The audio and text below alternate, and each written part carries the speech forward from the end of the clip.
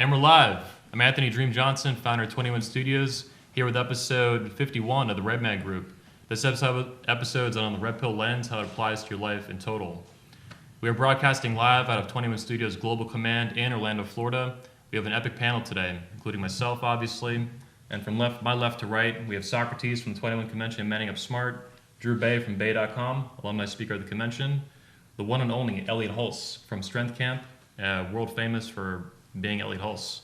We've gotten to know him past couple days, and it has been absolutely fucking awesome.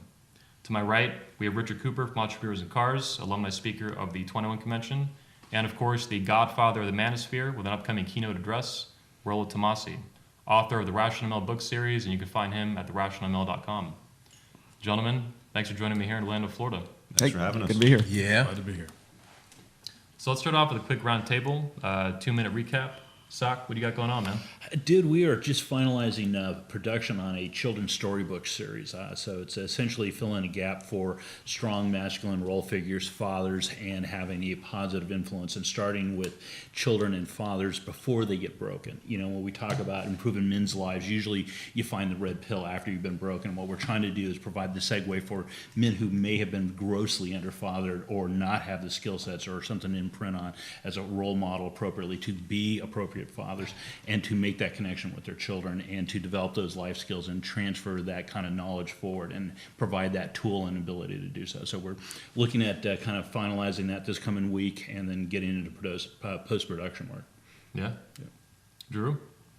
I got some books on physique transformation and physical performance coming out in the next couple of months, and getting something special prepared for the next 21 convention event in May.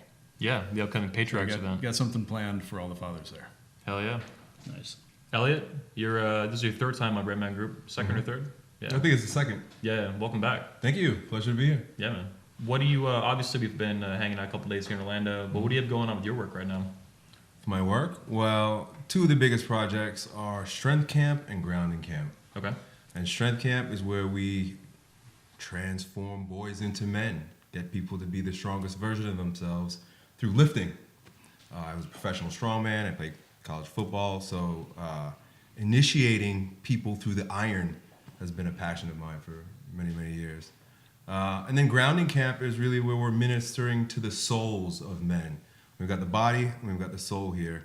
And Grounding Camp has evolved into a sort of initiation process whereby we get out of our own way by unstifling through active meditation and bioenergetics. So a lot of breathing and movement and embodiment, you know, chest pounding and shouting and shit like that too. And these are live events you host throughout Florida? Throughout the U.S. Actually, Okay. we were just in London and Amsterdam, and I did some there. Last time I did an event in London, we had 500 Brits show up, and we were shouting on a Sunday morning. I said, let's wake up the Queen. Yeah. Yeah, it was a good time. Thank you. Badass. Where's the next one at, too? It's June in New York.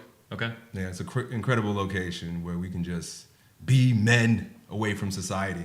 How do people get tickets? Groundingcamp.com, but Cool. they're not on sale yet, so. Okay. I know the feeling, yeah. Yeah. We got tickets launching 31st for the 21 Convention Patriarch Edition. Pretty excited about I'm that. excited to be there. Yeah. Well, yeah, there we go. Yeah, it's like cats out of the bag now. So we had a big surprise. Elliot Surprise? signed on last night for the 21 Convention Patriarch Edition. Yeah. Huge addition to the event. Very excited to have you, man. Yeah, Well done. very excited. It's like a dream come true for me, honestly. Yeah. I was thinking deeply about fatherhood all year. It's just been a theme in my mind and on my heart. Yeah. And to see what you guys are doing and to have this invitation, like I said, is literally my dreams coming true. So thank you. Hell yeah, man. And big shout out to Hunter Drew for inspiring the event. It was him asking me about doing an event for him someday that really brought that on. And then finding you guys, the fathers, everyone here will be speaking at it, except me. I might do something small, we'll see. We're working on But it. yeah, I'm working on it. I gotta be a You father. got 20 years. For fathers, by fathers, Patriarch Edition. Just like the Red Man Group Patriarchs. Yep. So, Rich, Yeah. let's move on to you. It's been a busy week, so I came down here on Wednesday. I left the Toronto area in a snowstorm, and we had to sit on the runway for 2 hours to get de-iced. And here I've been in paradise, Yeah. and it's warm.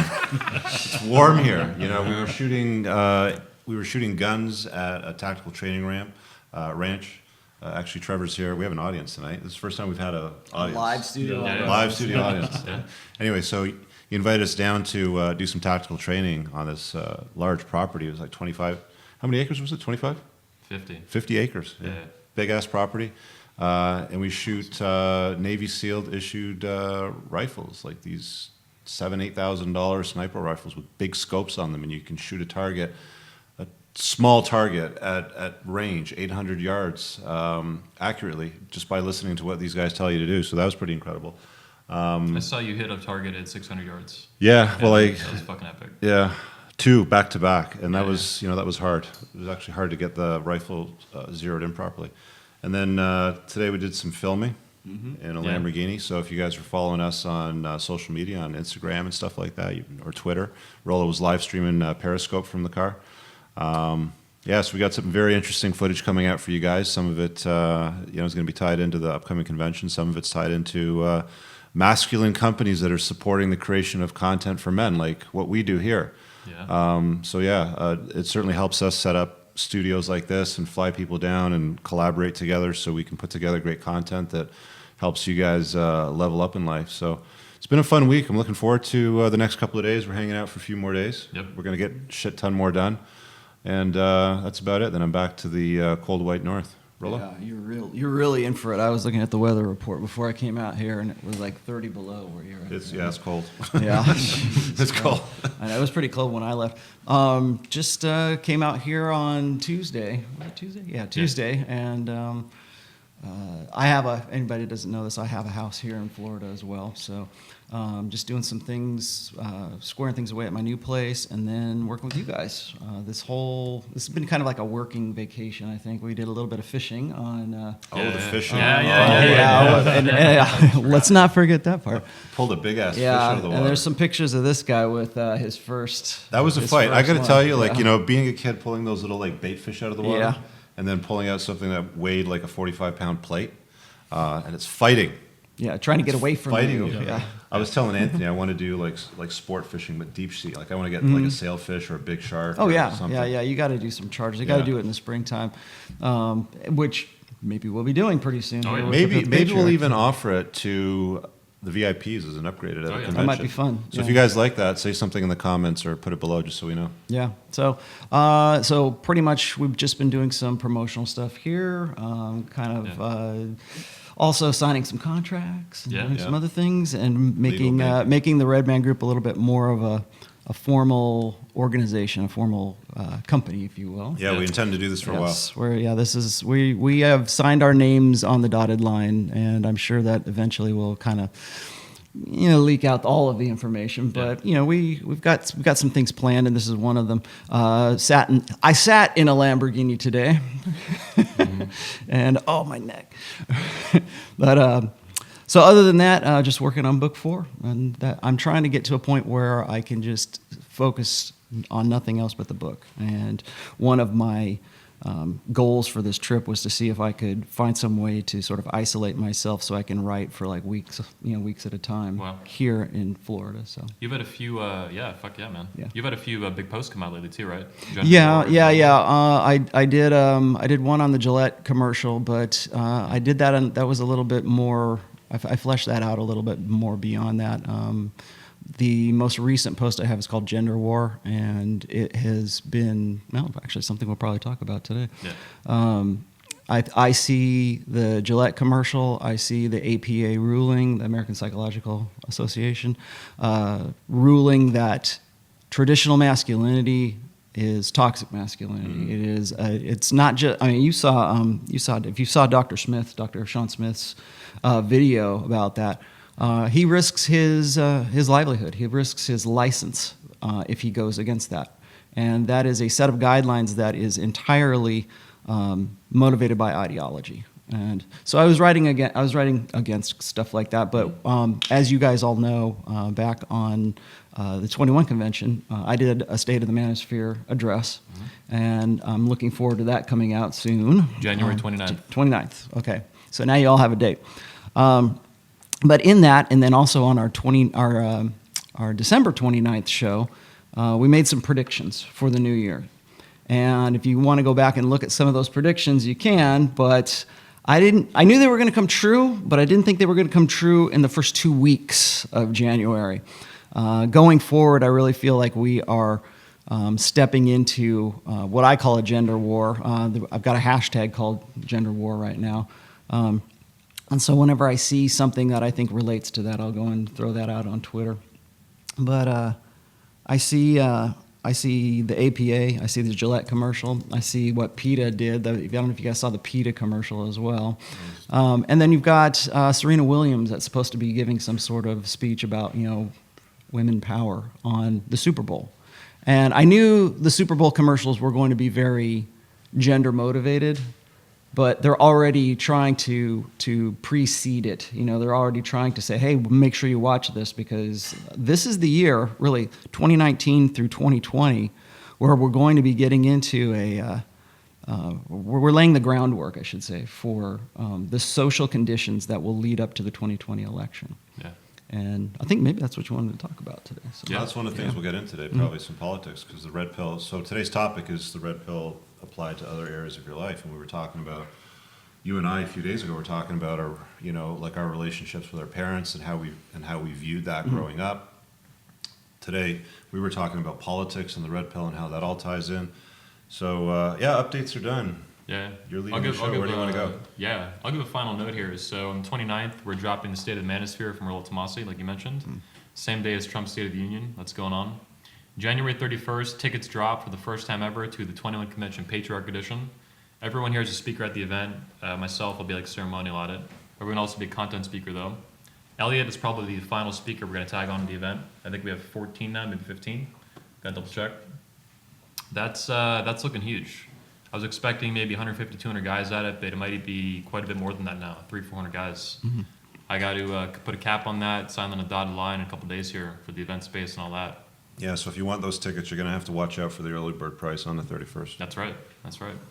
I'll make a mention as well that Tactical Soap is now a sponsor of 21 Studios, the Redman Group, and Entrepreneurs in Cars. So if you're watching this before you get further into the show, check out the description underneath the video, buy some soap, support a company that does not punch men in the dick. Yeah. This is a company that supports men. We all know the founder personally, me and Rich and Rollo, and Sock, Andrew Bay. He was at the event this past year. This guy's awesome. He supports men. He supports what we're doing. He supports the creation of more content like this.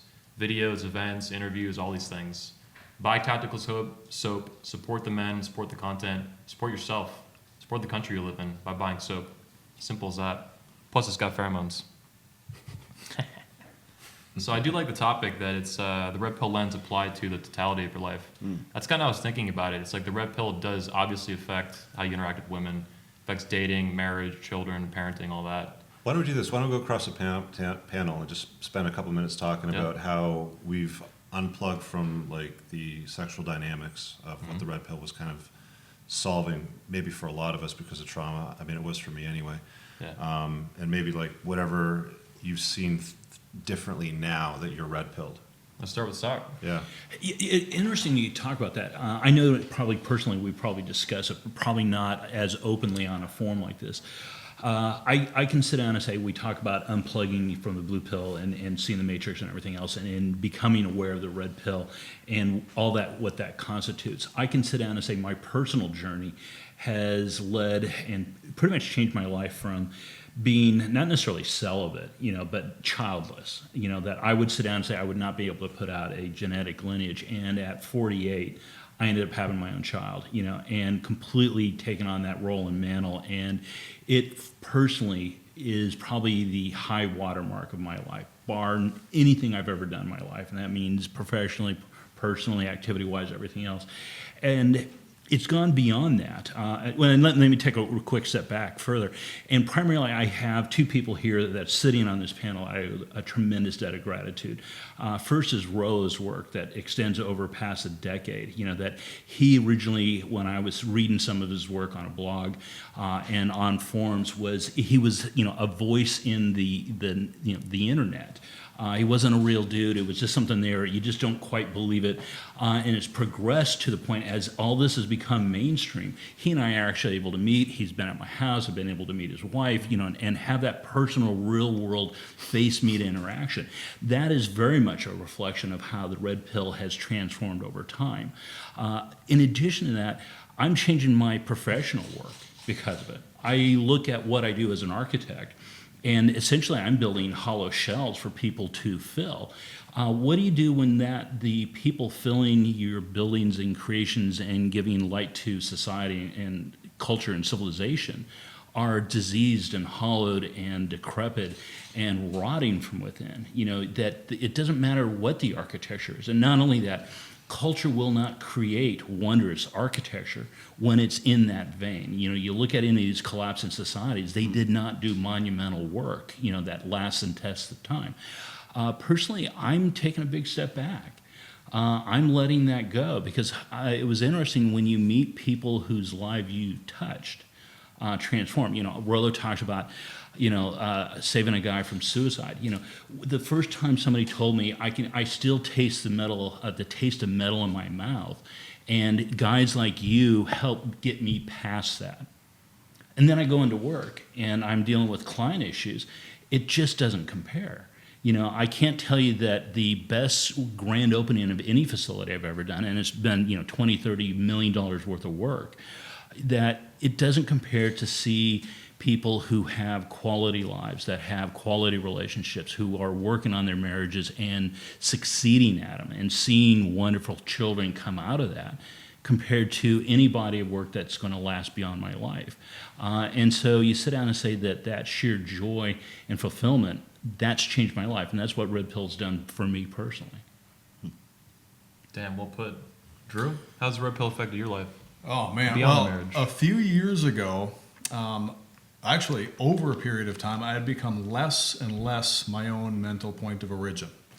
And at the time, I didn't recognize it as such. It wasn't until after the 2017 convention where things really started to come together, and realizing the direction things were going in and how unhappy I was with marriage, and just feeling like, I'm not accomplishing anything, I'm not going anywhere, not happy with it.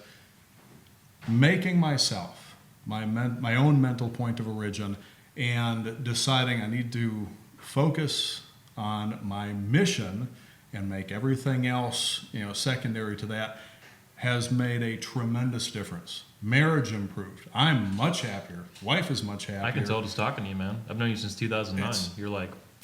And, well, I can't remember clearly, but I think we might have been talking at one point about making plans to do something. And my first thought was, I need to find out if we've got anything going on this weekend. And looking back on that, like, holy crap, what the fuck was I thinking? My only thought at that moment should have been, well, do I want to do this? Okay, yeah, then we will. And if anything else is going on, well, they can change it and plan around it. It has been just a 180-degree change. Even, not just the marriage, but also understanding this and being able to teach my son this. I think of all the dumb shit that I did when I was a teenager, a lot of it because of one-itis. Yeah. One-itis has probably caused me more misery as a teenager and caused me to do more dumb shit for women.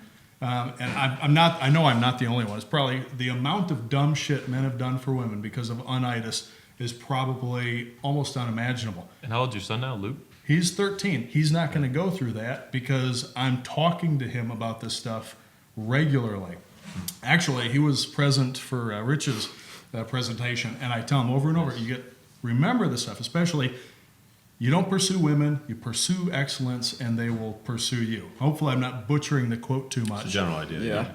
Yeah. But also, my work is not teaching this stuff to people. My work is helping people, get themselves in shape. But most of the men that come to me for that are doing it because they want to be more successful with women. Unfortunately, a lot of them, they come to me after they've already gone through a divorce, and they're like, well, I'm back on the market, and I look like shit, and I need to get back to where I was.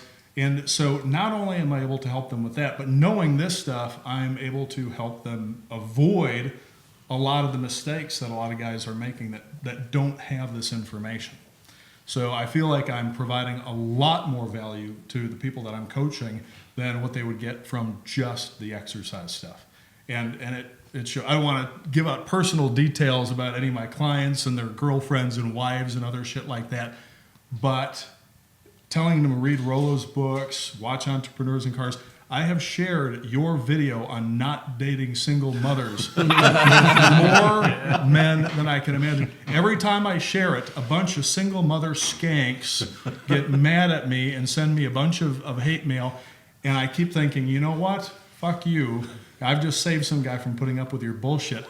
But they thank me. And I get the horror stories and the DMs and the PMs about the recent single mother that they dated and all the crap that they went through. So I'm thrilled at how my own life has improved, but also that I'm able to pass all this stuff on, and it's making a huge Pass it difference on, in a yeah. lot of other guys' lives. Yeah. So Yeah. it's been awesome. And having known you for 10 years now, man, you definitely are. I've sensed clarity from you and more assertiveness and aggressiveness, and it's good seeing you post about it all the time and hearing you talk. It just, I told Rejuvenating, man. Eric Vincito, Yeah, 2017 lit a fire under my ass that was desperately needed. 2018 poured jet fuel on it. hell yeah, there we go. So we're not talking about money and stuff. My income has doubled since the 2018 because because of the reinforcement of making myself my mission and being more assertive, being more aggressive with things like the marketing and just throwing this dating stuff out in there. I've avoided it before because it's fitness stuff, but now I'm thinking, what the fuck? I'm going to say whatever the hell I want. The reaction, for example, I posted something today, and I said, ladies, if your husbands have gotten lazy and comfortable, and they're not the stud that you married, and they're not turning you on anymore, I can help. And no, not like that, but you've got to buy them my books. And if they apply the information in them, then within a few months, you're going to be changing your panties every time you see them with a shirt off. Yeah. And before, I wouldn't have posted something like that because I'd be like, well, people are going to get upset. I don't fucking care. Anybody that would get upset is probably not somebody that I want to work with anyways. Surprisingly, every time I post something like this, it's the women that are sending me the messages and saying, how much they like the difference in the approach. Yeah. And yes, my husband needs to do this and all. So guys, your fucking wives notice when you get fat and lazy and they're not happy with it. And you're not getting them wet anymore. You gotta fucking take care of yourselves and get in shape. But just like I wouldn't have said this like 2 years ago because I've been, I don't fucking care. If you do, you're not somebody I want to work with anyways. But it's been fucking phenomenal. Yeah, absolutely phenomenal. ZFG. Elliot, how's the red pill affected your life since finding it? You found MGTOW first, and you got a red pill, right? Yeah, I did. And the one thing that comes to mind, the overall umbrella feeling, is civil disobedience and a simple act of non-compliance. And what I mean by that is that to be awoken to how we're manipulated causes people to do things like MGTOW. Yeah. Just, okay, I'm being manipulated, so I'm going to step back. MGTOW being an example of how they're being manipulated by women, but what I've discovered is that it's a paradigm that oppresses in this particular way, not just women, but a feminized society, a system designed to the agenda, you guys call it. There's the feminist primary agenda. Is that how you say it? Feminine, yeah. Yeah, female primary social order. Right. And so when I started looking deeper into that, I started to see all the other tendrils that kind of came out from that and wrapped itself around us unconsciously. And a lot of that had to do with consumption and overconsumption. And I think the area where we are blinded at how much we overconsume and how it feeds into the feminine primary society. You don't mean just buying, you mean like over-consuming information or all that shit, right? All of it, yeah. Consumption it's very feminine. The school system set us up as boys who are very active and extroverted to be very passive and consumptive, like a vagina. You know how a vagina takes in? The more you're a consumer, the more you're a vagina, the more you're a woman. So spending, consuming information, eating, addictions, consuming. Just think every time that you're taking in, you're being like a woman, you're being like a beta, you're doing what they want you to do. It's not masculine at all. Civil disobedience is masculine. Boundaries is masculine. Being conservative is masculine.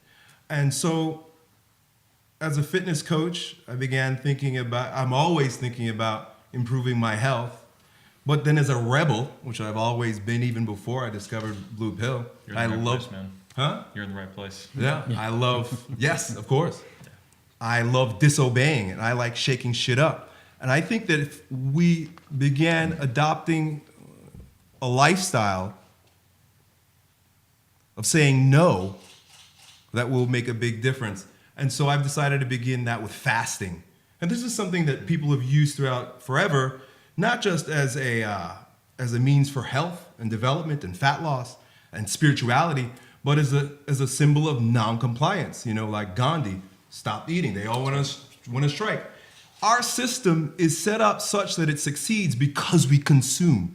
If everybody would just stop eating, as crazy as that sounds, as mind-blowing or nuts as that sounds to you right now, because you're so conditioned to consume, to suck in, to eat, to be fat, to be sick, to be lazy, to be dependent. It reminds me a lot of debt too. Debt, all of it. Yeah. But I see it as the simplest act of non-compliance that will break the system and add to your health and longevity is to skip a meal. So fasting, I'm finding that fasting has been, for many years for me, it has been mind expanding and also invigorating for my body. But now as a result of Red Pill, I see it as an act of non-compliance that is a strike at the system that oppresses us. So stop buying their food, stop eating their shit, stop consuming so much. You're doing pretty hardcore stuff. You're going 2-3 days at a time. Yeah, extended fasting. Yeah. I mean, I was a professional strongman, so at my biggest I was 250 pounds. I know what it's like to be a consumer. I've got 4 children. I don't have a minimalist life. But at this point, I've decided that my health, but also my values in life and the stance that I take are far more important than having, huge muscles or being big. I'd rather be small and powerful like a fucking spark or dynamite than a big, lazy, fat fuck that can... Pretty sure your personality's still huge. Yeah, let me stop right there. But yeah, stop eating. That's where I'm at right now. Badass. Mm-hmm. Rich? You How's go, it going? man. You Yeah. go. Yeah, let's All right, let's do it. let's hear from the commander-in-chief at 21 Studios. So I've been thinking about this, yeah. You mentioned, I think Roland mentioned where the show went, like parents and stuff. So I'll say that one of the ways Red Pill's affected me that I haven't talked about much publicly is my brothers and sisters. I have 1 brother and 2 sisters. So mostly it'd be the sisters. My brother, I understand a little bit more because I'm a man too. He's a young man himself. He's 21. So I have a little sister who's 27. An older one, he lives here with the 21 Studios with me, who's 35. And, I've gotten to know them my whole life. I grew up with them. Our parents are still married, grew up together in a big house. But since finding the Red Pill, way more than Pickup ever taught me. Pickup taught me how to pick up chicks. It did not teach me about women. It taught me a little bit, but not much. But the Red Pill taught me about women. So seeing my sister now at 35, still not married, still single, like that kind of shit, I can understand how she's dating now. I can understand her behaviors, going out with her to parties, we go downtown, we meet people, she knows friends of mine, I know her friends, sometimes a little better than others. Even the younger one too, she's 27, she has a boyfriend now. He's older, he's like late 30s, I think. And so I'm watching how they date, watching how they interact, listening to the things they say, and it's enlightening. Like I understand them better. And they're my blood. We have the same exact parents, as far as I know. So that's been the past couple of years since finding the Red Pill. It's been really neat. And without it, I would not understand them and be as, not that I'm super close to them, but we're pretty close, I think, for being adults now. Especially my older sister and I, we lived here, in the same house. So that's been, that was a surprise. I found the red pill through one of our attendees, Nicholas Cloud, who watched a speech I gave on a crazy-ass ex-wife. And I was at that time focused on pickup, getting back in the game, and personality disorders, like we're literally seeing on the shelf here. So that was my focus then, but finding the red pill, that was a really eye-opening experience itself, finding Rola's work in particular. But I did not anticipate that it would improve my relationships and understanding of my own family. My mother too, my cousins. I got a cousin too who's now going through divorce. And from a distance, I can spot exactly what's going on. It's the exact same shit that's happening top to bottom that we read about all the time. Frivolous divorce, all that bullshit. So without that, I'd be in the dark. I'd be ignorant. And I'm not. I understand a lot better now with a high degree of certainty what I'm watching, what I'm seeing. Another one too is that I had a young cousin, like a second cousin, Mark, a couple months ago killed himself at 20 years old. And without the knowledge of the red pill and the manosphere overall, but especially the red pill, he was 20 and he offed himself, college football player, star football player, he offed himself over a girl. Had I not had the red pill and the understanding that I've developed through that knowledge and through that study, I would be disbelieved the rest of my family. I would not understand. It would be this mystery. It's like, oh, shit happens, people die, men kill themselves more than women, and that's it. No, it's more than that. I can look at that situation and understand the blue pill bullshit he was fed and accepted, and then sure enough, a chick came along, one-itis, all that. A combination of factors for sure, but it was the blue pill stuff I think that set him off. That is what pushed him over the edge at that point, and he's gone now. And as bad as that is, it's fucking horrible. I would much rather be enlightened and understand that than just be ignorant and just, look at it as a tragic event. So it's more than that. It's something I can learn from, as horrifying as it is. So I'd say it's improved my family relationships in a myriad of ways, whether it's sisters, cousins, or even my little cousin who killed himself. It's made my life a lot better. I always think that you never go wrong facing reality. You never go wrong finding the truth, no matter how dark or positive that is. So there we go. Yeah.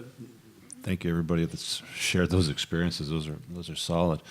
I think for me, one of the things that led me to the red pill, part of that trauma wasn't just the single mommy breakup episode, but it was also what happened for about 3 years from 2014 to 2015, 16, where I had to deal a lot with lobbyists and political critics on bills in Parliament because of a business that gets people out of credit card debt at a discounted rate.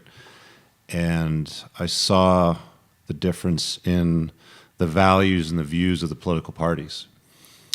And it was confusing because you hear all these people autistically screeching about how we need to care about people more and love them more and make sure that they've got the skills and tools available to become the better version of themselves. And yet there's political parties that don't support values that accomplish that. There's ideologies that don't support the accomplishment of those things that men seek. And The Rational Male, of course, was the book that woke me up, that made me understand, the way that men and women interact and why things happen, sort of thing. And it's a deep rabbit hole, and you keep going down it, and I still learn things every day, of course.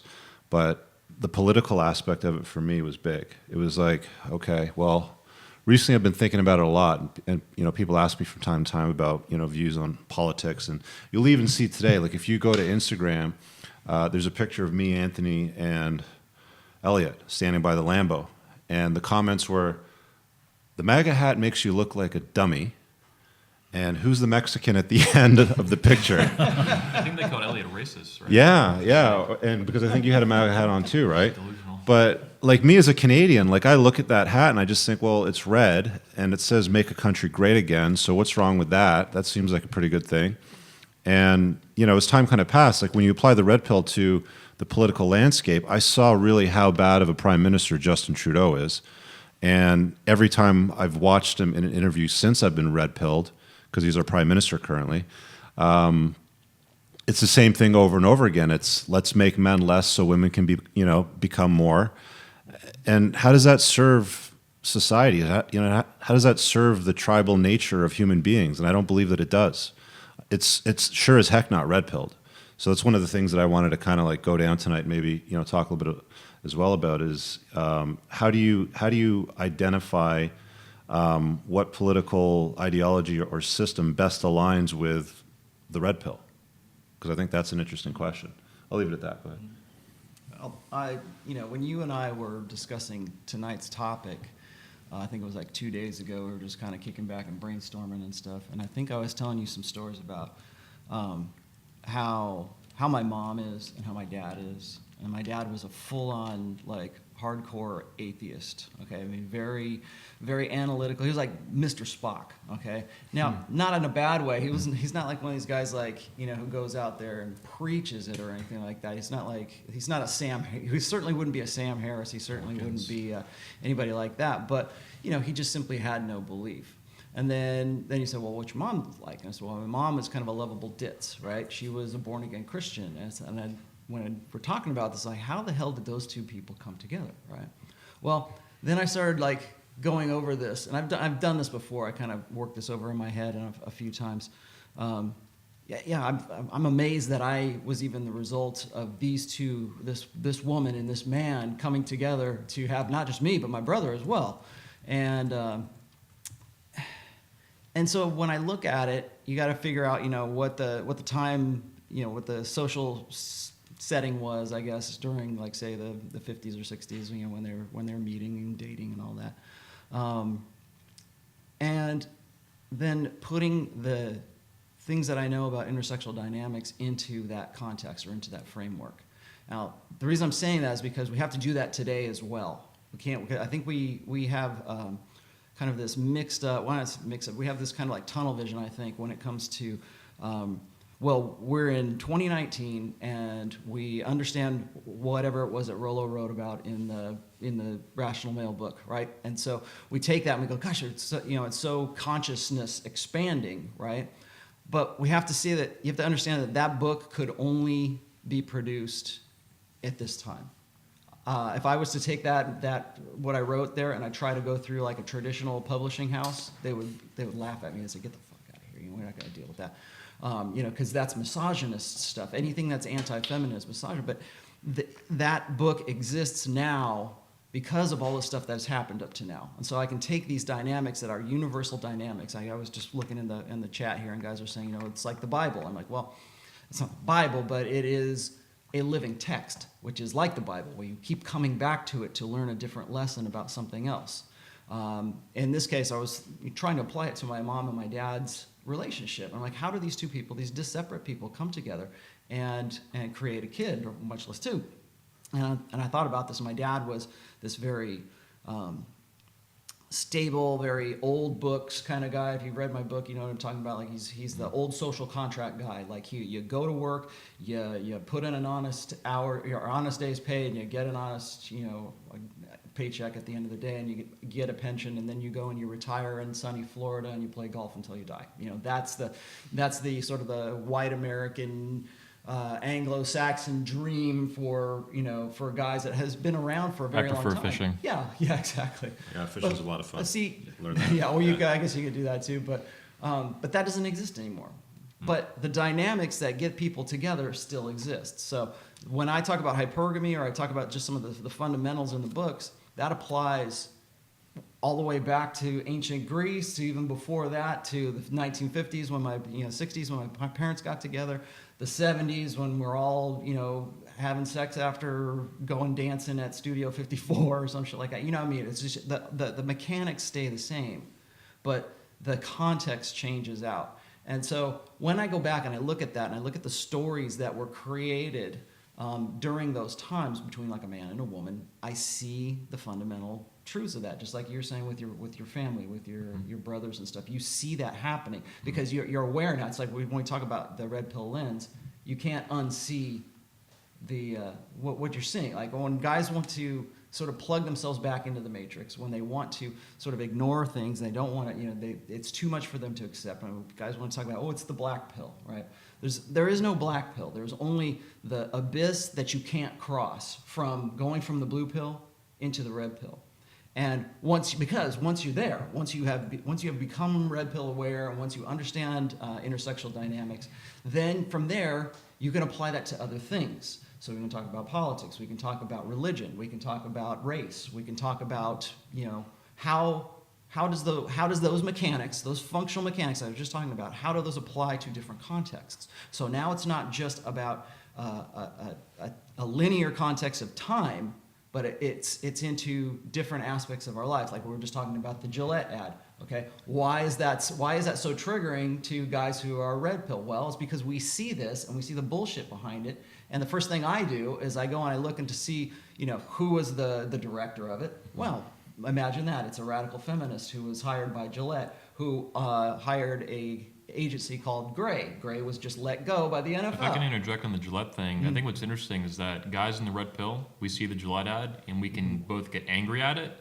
and break it down like you're doing and understand what went into it and why it exists. And that is the most frustrating part of that. Well, the other is I'm not threatened by it. Well, I've been accused by no. being threatened. I can be angry without being frustration that threatened. I have about Right. the Gillette commercial is like me wanting to say, look, this is bullshit, and just look at all the events that led up to this. And then I see that in a bigger picture. Let me throw some jet fuel on your argument here. Okay. So you guys in the red pill, and especially guys at your level, you're armed.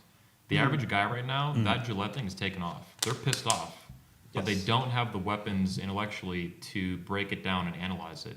We do. Even the right average guy in the red pill understands that shit, and that's I think the difference of taking the red pill. And that's like one way now it's applied outside of like immediate, how do I get laid or something. They can see this shitty Gillette ad and understand why it's fucked up and why it's bad for them and their life and everyone around them.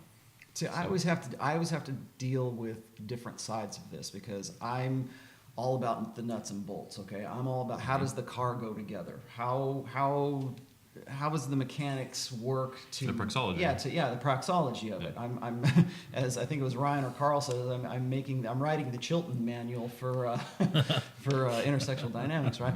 So I look at that, but then I also can't ignore that there are organized forces that are actively fighting against us even being in this room together to even discuss this. And this was part of my speech. I don't want to give away too much of my speech, but just coming together in one room with the 200 guys so we can talk about things like this, that is instantly misogyny. It's instantly hate speech. It's just this side of a crime so far. But when I see that, what frustrates me about that is that I see this. It's like, I remember in, was it Roddy Piper with the glasses in Them, or They Live? Yeah, it was They Live. And you could see like all this stuff and he would take them off and he would put them back on. And it's like, I can't take the glasses off. I can't unsee, I can't see. And I think that when guys talk about it, and I'll just finish up here. When I see guys talk about the black pill, I think what it is they want to take the glasses off, but they can't take the glasses off. And so all they're seeing is red pill truths all around them. And I do the same thing sometimes. Like when I see stuff like that, I'm beginning to see a much larger picture right now. This is why I wrote the gender war post, because I see the country sort of building up into what I wrote about in 2016. I wrote a post called "The First Female President," and just how dedicated everyone was to getting Hillary as the first female president. They didn't care if it was Hillary. They just want the first female president. And the same thing's happening right now. You've got, five different women on the Democratic side who have all announced that they're going to run for president within the first 2 weeks of January of 2019. This is where the election cycle starts right here, and this is what I mean by that. Not a single man that I know of has declared that on the Democratic side that he's going to run against Trump, because you can't, because they want that not female. A man, though. Yeah. Beto. There's one. Beto. Okay. Beto male. So let's talk about the politics of red pill, because we've got a couple of MAGA hats in here. I'm interested as a Canadian in the States right now, and it's like this shit show that I get to watch from my backyard porch. It's like I sit on my backyard porch and I got my barbecue done and I'm having a drink and I'm looking out over the yard, and over the fence there's like some crazy shit going on. Not that it's a lot less crazy in Canada, but you guys have two political parties, right? Like for the main part, two major ones would get like 90% of the votes, right? Yeah. So Democrat, Republican. Democrats more liberal, more left-leaning, more socialist values. Republicans more conservative values, right? I think most voters, though, are independent, if I'm not mistaken. Yeah, But they end up okay. they end up swinging either party come an election. Yeah, to influence the direction of the country, Yeah. right? So my question would be like, what political value system? And we have libertarian, we have green stuff. Like, there's all kinds of like ideologies out there. So, what political party would you say is best aligned with the intent of the red pill? I'll just open this up and say that I don't consider myself a Republican so much, or conservative, or any of that stuff, or especially not a Democrat. Hell no. Never been a Democrat, proudly, never been a Democrat. But I will say I call myself a Ron Paul Republican, and a solid, very, very strong Trump supporter. So I was one of the Ron Paul guys in 2009 and 2012, and then Trump came around, I eventually swung to Trump. I have supported libertarians and stuff at some point, at various points, but Ron Paul Republican and Trump supporter hardcore. And that's different, I think, than being a standard bearer Republican by a long shot, especially the old guard, the old establishment. Also, I like the Libertarian Party, but they never get their shit together for decades upon decades. That sucks. But yeah, that's my political philosophy, and the backbone is objectivism. Do you think that the libertarian side has better ideas than the Republican side, or worse ideas I think the Republican Party is changing. that are more aligned with the red pill? Like I'm trying to keep it connected Yeah, to the yeah, red yeah, pill yeah. values So, and intent. I think the Republican Party right now is changing to be a lot better aligned with like the red pill and true ideas. Before they were just shit. I mean, 5 or 6 years ago, I wouldn't have given them. In 2012, I couldn't have give a shit less about Mitt Romney. That was the most boring, useless candidate I've ever seen in my life. And Obama was, no better. They're the same candidate. It was shit. But I would say that the red pill to me is truth. That's what the focus is fundamentally. And the truth of being a human being, especially a man, particularly a man, is freedom. So libertarianism is very focused on freedom, but with that party comes a lot of problems. The Republicans now, Trump, I think, is pushing them slowly. It's a beginning towards freedom.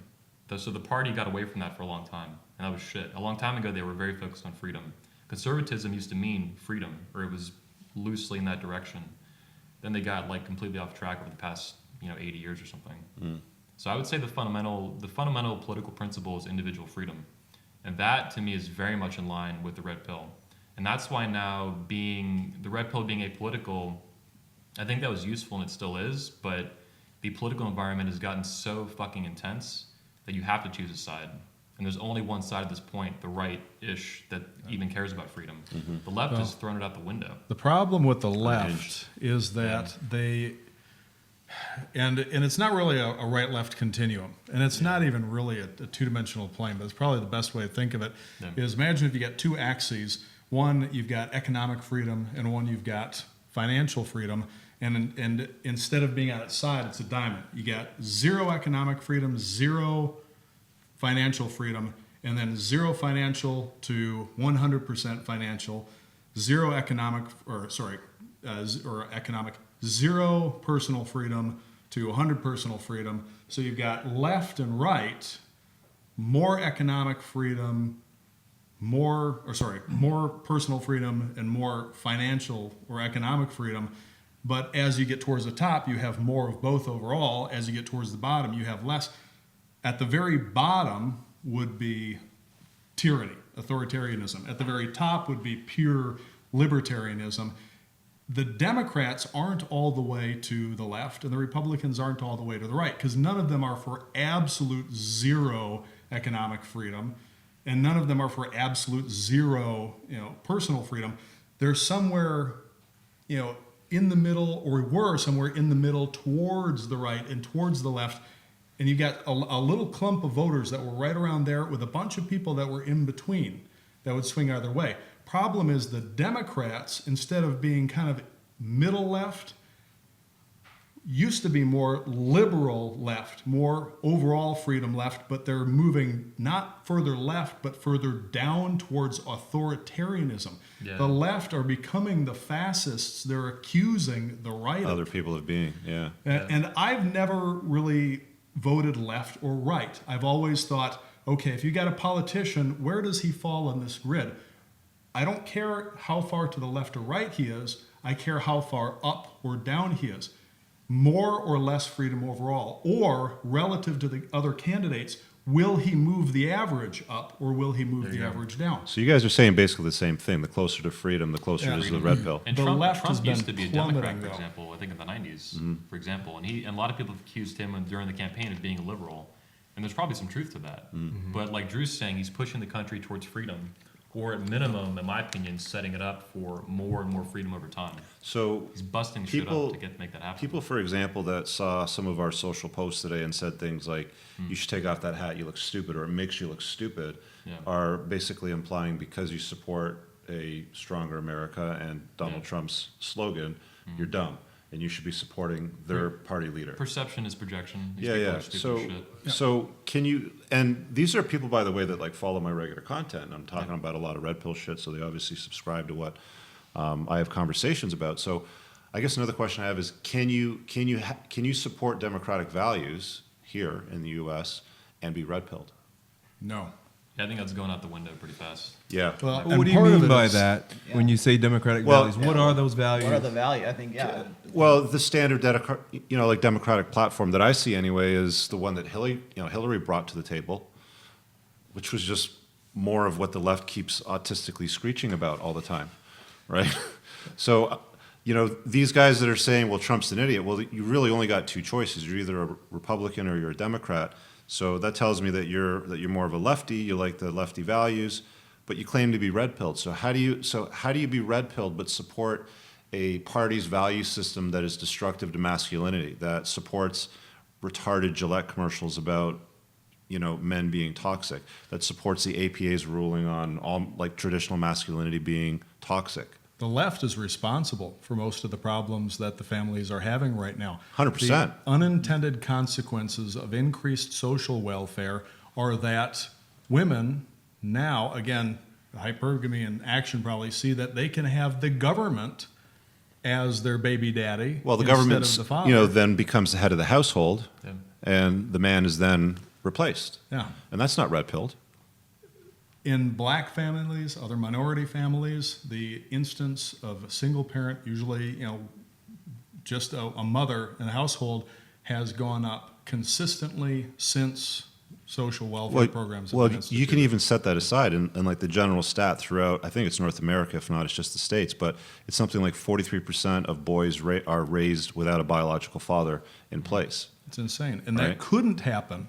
It could not, it would very rarely happen if we didn't have these social welfare programs right? in place. Because Replace the father with the state. yeah, women before they would have to replace the father with another man. Right. And before government welfare programs, which are terribly inefficient, and there's no incentive for people to do better because, if you got private charity, you can say, okay, well, Sue's husband was killed in an accident at work. Well, she's got these kids. Let's all help her out. Versus, well, Bob got fired from his job for drinking again and not showing up. Fuck this guy. It's been the third time this happened. So hasn't the government is gonna give it size to an per enemies. capita exploded like over the last 100 years? Oh, sorry. Probably. Like the amount of government workers and employees and representatives and senators and It's ridiculous. Our Right. government Let's pause should and be get a Elliot in here. Elliot? tiny size. Well, I have a question. Yeah, that is a great segue. What do you guys think about not needing government? I don't need government. They very, don't do very anything. Because what we're Sorry. talking about are All they two do is heads milk my of paycheck. one- They take half my shit. It's like an ex-wife. You take so- your tax rate and you be that more effective. Like I'm trying to say, non-compliance is our greatest gift. If everybody stopped So- paying their taxes immediately, the IRS could not possibly get everyone for it. They Yeah. couldn't. That's a Look great at what point. John McAfee is doing right now. Literally, if every single person in the United States that pays taxes, Picked a day and said, F you, I'm just said, not paying yeah, tax anymore. Fuck. The problem fuck is that you IRS, don't have and that didn't, control would as an be it. employee because your taxes are taken from the employer, Work for yourself. mandated legally through the system to rob you before the money even hits your bank account. That's how much of a criminal the government is. They rob your ass before the money that you work for even hits your bank account.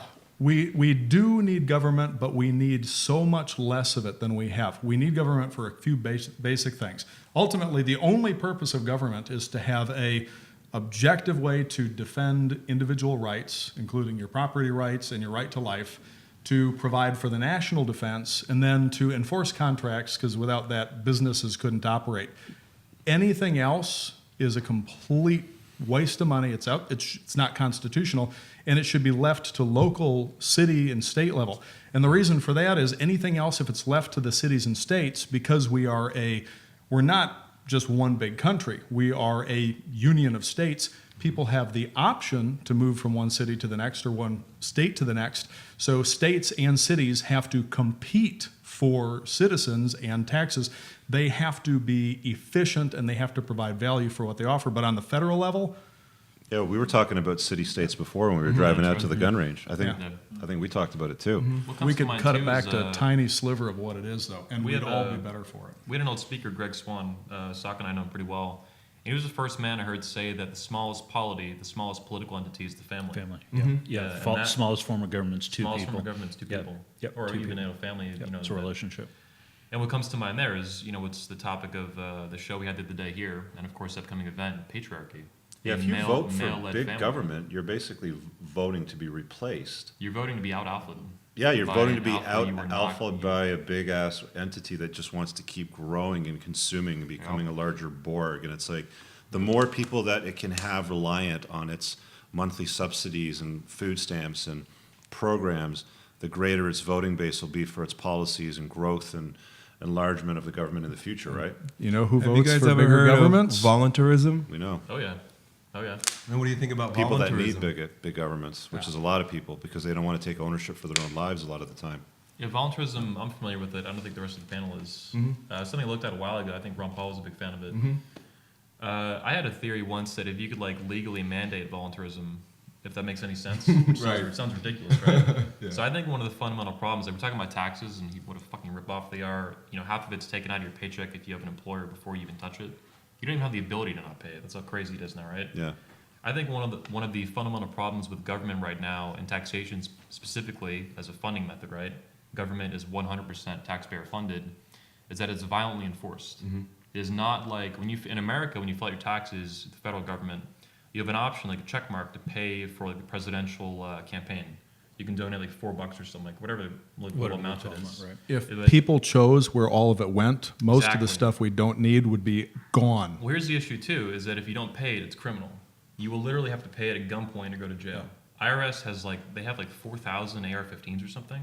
They have They thousands keep and listening. thousands Yeah, of guns. it's amazing because they have Yeah. to serve in a whole Yeah, series yeah. of things. Yeah, you're right. It's The like amount- why are you? I'm for government, a very. Why very does the limited IRS amount. need 1,000 AR-15s? They have more than that, and they have millions. People of wouldn't round pay them ammunition. otherwise. Yeah. and Do they so- actually force people to pay taxes at gunpoint, like you suggested? They do There, that? They'll arrest you. I've actually known some people Yeah. that have been in situations where the IRS pursued them for a while for not paying taxes. And they ignored summons, they ignored court orders and all these things, saying basically, you know what, I really don't have to pay you any of this. And their arguments are something against improper ratification of the amendment that allowed for the IRS to do this, for Oh, the yeah, income yeah, tax. And these people outright resisted and ended up in armed standoff. I remember Yeah. getting emails from somebody at a house where they were basically in an armed standoff. Of course, this stuff doesn't make the news. Over They don't want people to taxes. know that. Yeah, and I told him, I said, don't fucking email me in the middle of this stuff. Well, no, I said, don't, That yeah, went don't straight to the fucking FBI. send this to me right now. So most Yeah, if men you've ever- want a very limited amount of government, but if you Yeah. don't pay it, you won't go to jail for not paying your taxes. You're gonna go to jail. At That's not gunpoint freedom, or man. die. That's right. That's You're not damn freedom. right. I mean, you're a slave to the system when they steal the money for taxes before it even hits your bank account. It's a very advanced form of slavery. It You is. have, you have a nice Yeah. car. We have a Lamborghini literally in the driveway. Do we Yeah. feel like slaves? No. But if we don't pay our taxes in a long enough time span, you will have law enforcement show up at your house with guns. Yeah. If you defend yourself, they will put a bullet right between your fucking eyes. They will kill you. Wow. Yeah. And a big part of the problem is that a lot of the people aren't paying taxes. They're still benefiting from the taxes. And for some reason, they're still being given a say Yeah. in who gets elected. Yeah, If you're not yeah, paying in, you yeah. should not have a say at all Well, in who well, and how it's voting, being spent. well, Voting voting rights here in the used to exist based on property ownership, didn't it? Right. That's Like the you only could way cast a it vote should if be. you had Yep. done something with your life and obtained property. Right. Right. Yep. Then your voice mattered. Until then, you were a nobody, and you just needed to toe the line. If we went back to that, it would solve two things. You should either have to own land in the country to be able to vote in it, or have served honorably in the military. If you haven't done one of those two things, you should have zero say in who gets elected. If we were to limit it to just those people, the vast majority of problems that we have with our government right now would go away. And right now, a bunch of people watching are probably furious about me saying this.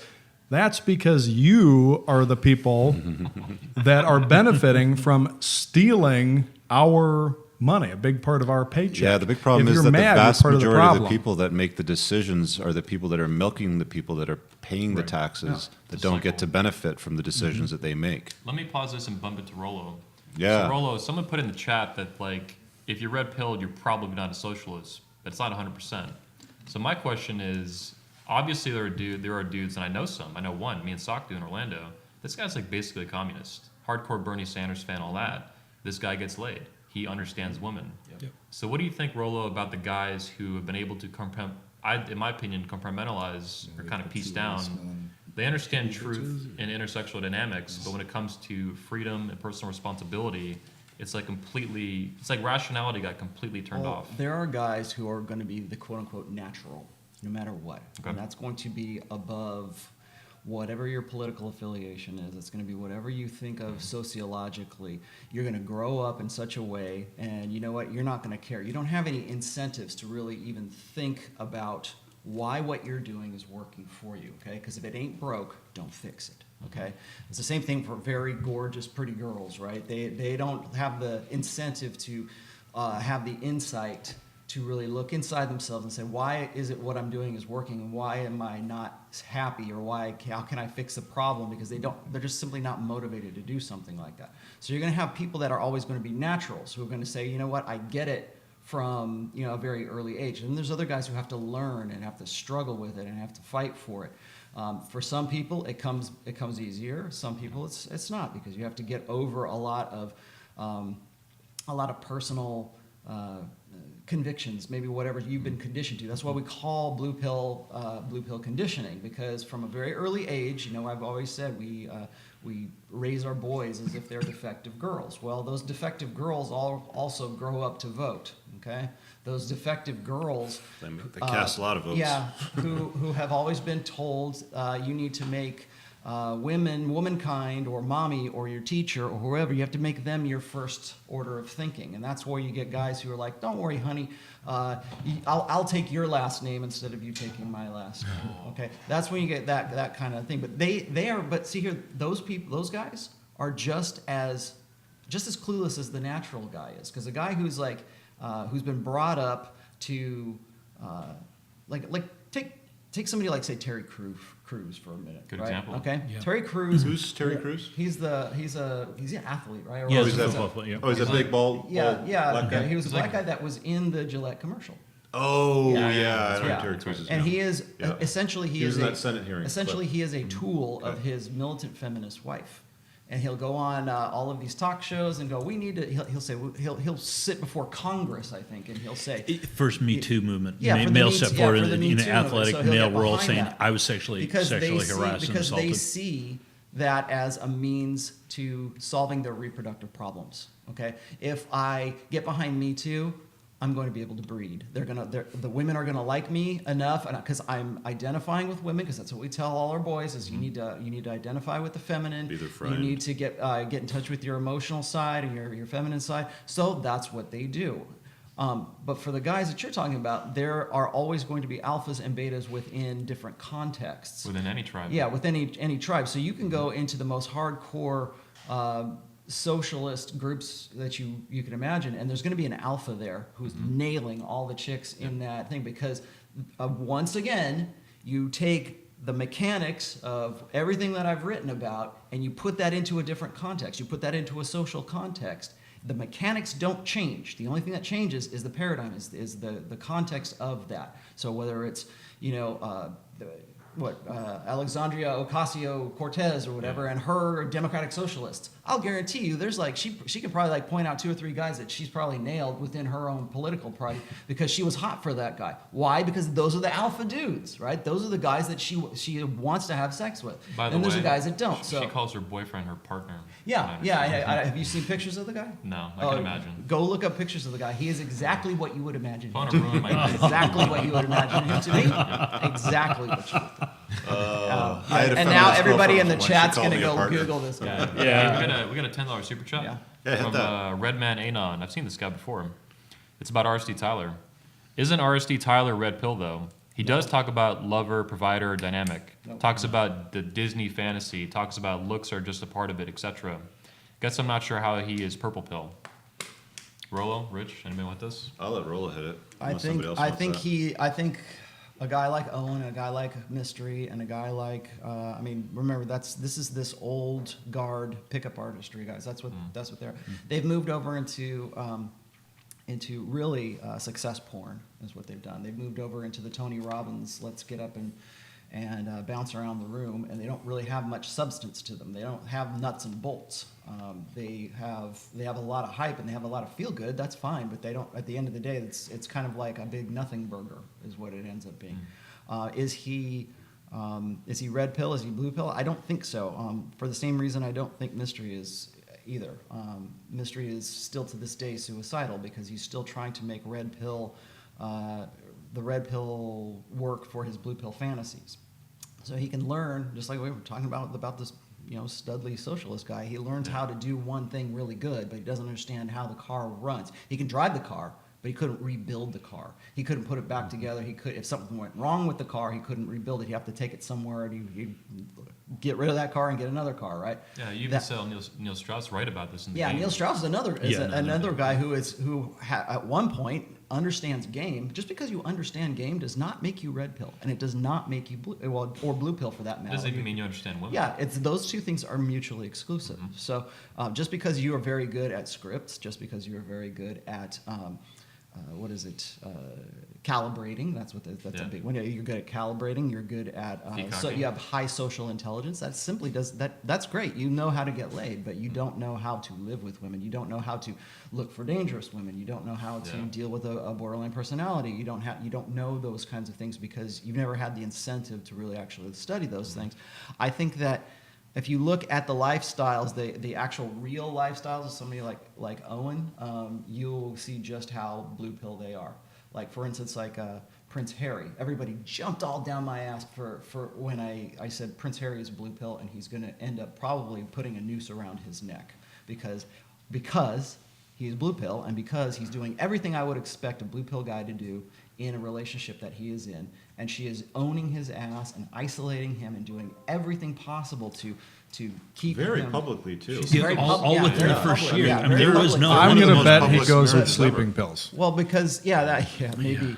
But then people will say, well, he used to fly helicopters and he was a Marine, a Royal Marine or something like that. And I'm like, I know so many guys in the military that I would also say are very, very blue pill. So just because you know how to get laid does not necessarily mean that you know the nature of women and you know what can help you live a better life by knowing like intersexual dynamics and the mechanics that go with that. So I think that maybe I'm not saying maybe he does or maybe he doesn't. I haven't seen it. Okay, I haven't seen it from him at all. All I see is a lot of practice and no theory, and then I see a lot of guys who are all theory and no practice.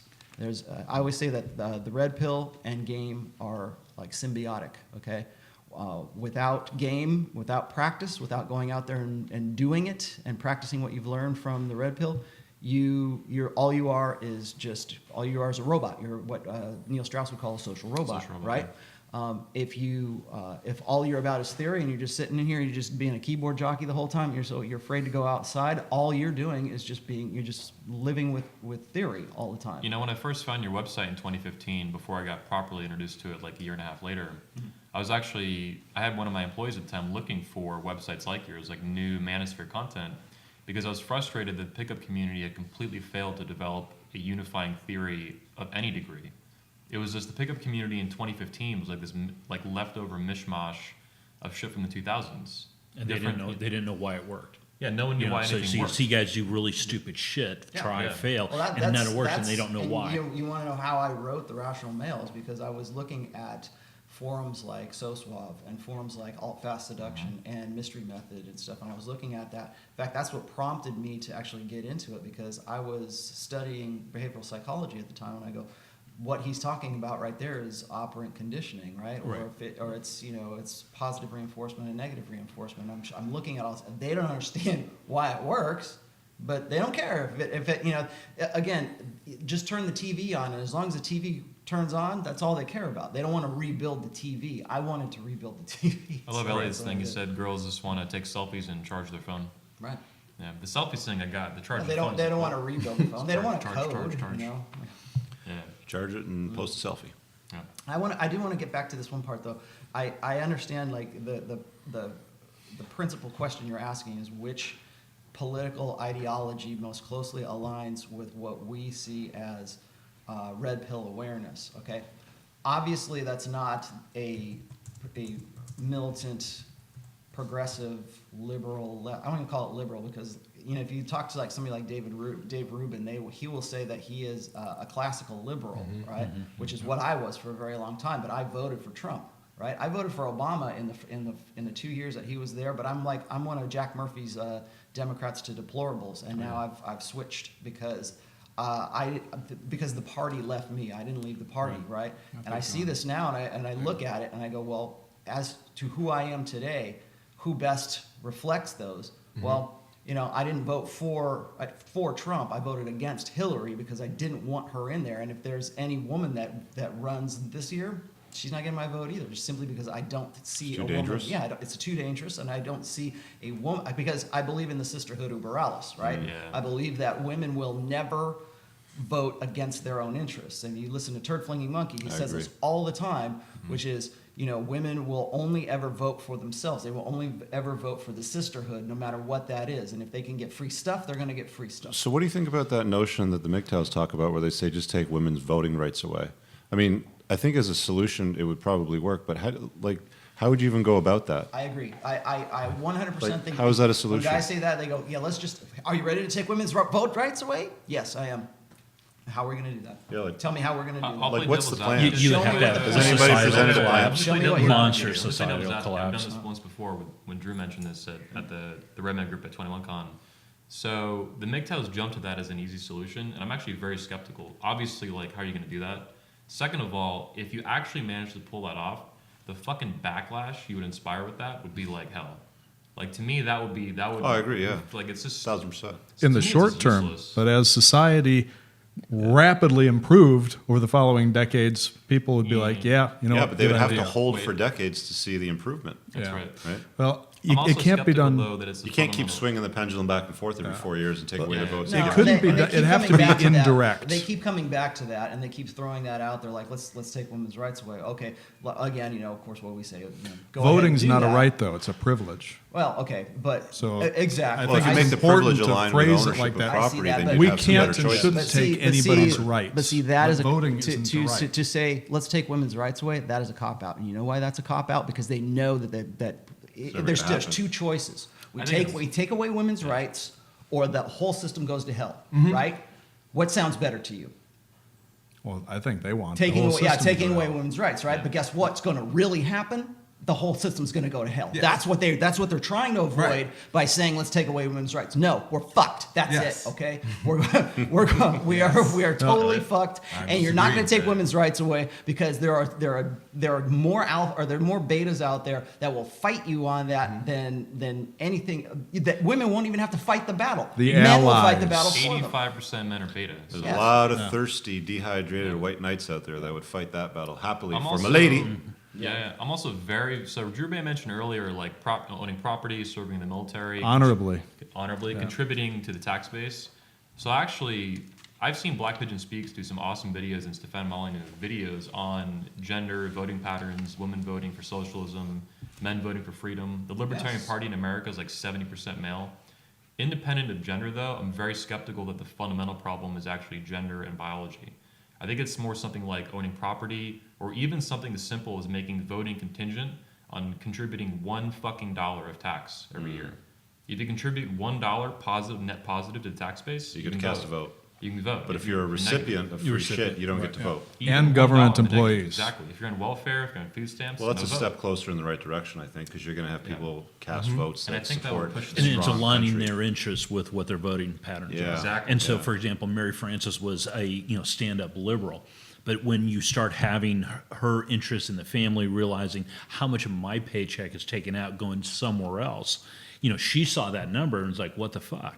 I mean, and she's like, "How often does this happen? Is that monthly?" I mean, no, that's bi-monthly. That's happening twice a month. Well, this is a red pill thing that's talked about quite a bit more on the boards and stuff. Right. That women who get married and have babies, all of a sudden they vote conservative and shit. Right. It's like this Yeah. rapid. If they- Because they don't want to And so, present Yeah, it as if, that and because instead of it's saying security. Probably taking not their a lot of vote, single mommy how, votes how do you put for value conservative back in the family voting structure practices, right? that's red-pilled based, that respects men, respects masculinity, respects the historical behavioral patterns of human creatures, both male and female, and make that work in a civilized society such as ours? And we still haven't figured that out. Well, and I'll tell you, I was actually, when we were on the boat, I was telling Elliot this, is that women tend to be more collectivist. They tend to be more socialist, okay? For lack of a better term, let's just say collectivist here, because I don't want to apply politics to it just yet, but they're more collectivist. Men tend to be more merit-based, i.e. more capitalist, more focused on your performance, because we have a burden of performance. Women do not have that burden of performance. They just are. Men must become. We're focused on the right? individual.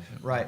Well, the reason for that, and I was telling him, is that We they've like done, to compete and measure as well. yeah, we do. Well, Yeah. here's the thing: is women, the way that they evolved was they had to stay. We were evolved from hunter-gatherer societies. Women stayed together, and they had to rely on each other. They had to communicate with each other, where the men were off, trying to bring back a big old woolly mammoth or some shit. Okay, so they would have to be there. They would have to cooperate and organize, because they had to go collect. They had to, okay, you're going to take care of the babies. You're going to go and do this. Oh, it looks like you're going to be fertile pretty soon. I got a great guy for you. That there's the matchmaker thing. There's the reproductive aspects of it. But all of that comes down to wanting to have an equal base for everybody that is in the woman tribe, whereas the man tribe is out doing something differently. So what happens is they end up being like one of these experiments I was telling him about is they have done these experiments where they will take a certain amount of money or resources and they will allot it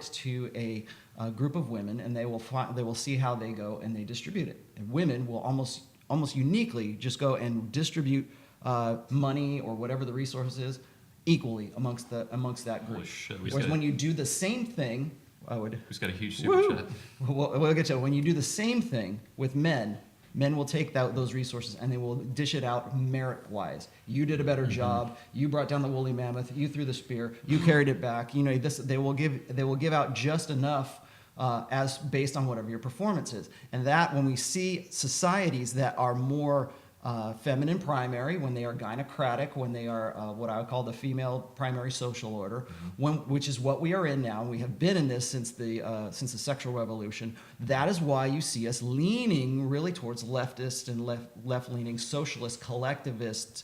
Like Alexandria Cortez, right? Social democrat. That's why you're looking at socialist democrat. That's why you're seeing this more socialist thing. Everything you guys have been talking about distributing and taxes and voting and stuff like that. The reason we're even discussing this is because we have standardized on that collectivist female style government. And this is also what happens when women get into male spaces. They will turn it from a merit-based space, which is a male space, into a female-based space, which is based on like you get one and you get one and you get one, and we're all going to be collectivists and we're all going to be equal about it. And that's what fucks up companies, big companies, when they get into work culture. When work culture shifts from being primarily male over to primarily female, it fucks up the dynamic, and that's why you see companies' work culture completely change when it's primarily women. So that's something to think about, because right now I see that one of the reasons that we have the resistance and we have the women's march and all this other shit that's going on right now. Yeah.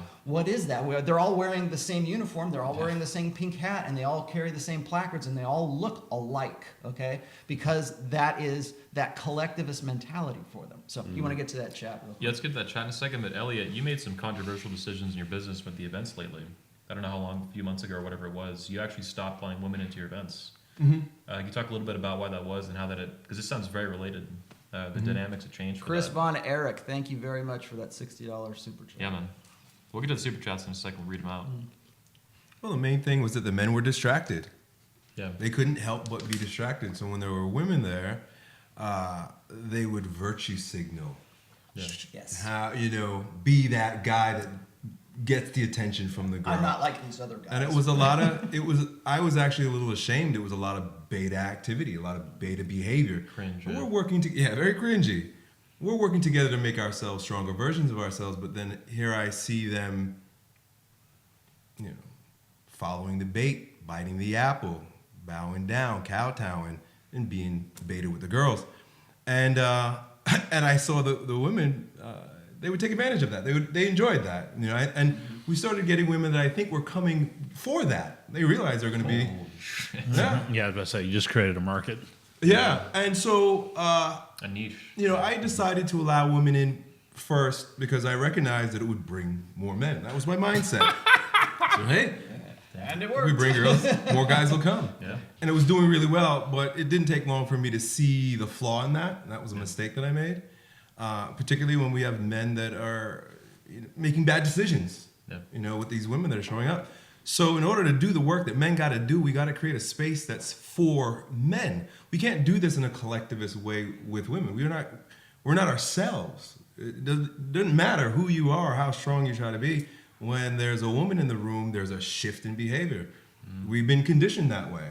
And so the big decision has been to, work exclusively with men, Yeah. I really I was surprised to hear that. I didn't know that. It was pretty cool to hear that.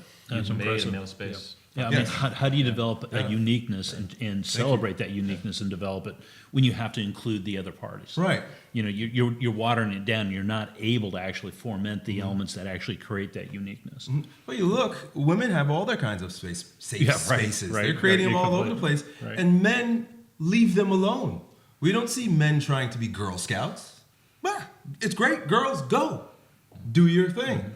But we have this encroach upon space that's been created for men. Boy Scouts don't exist any longer I because think you mean scouts. Scouts don't exist anymore because girls need to be a part of it. And I think we've forgotten how to be with one another outside of the drinking beer and telling jokes sort of space.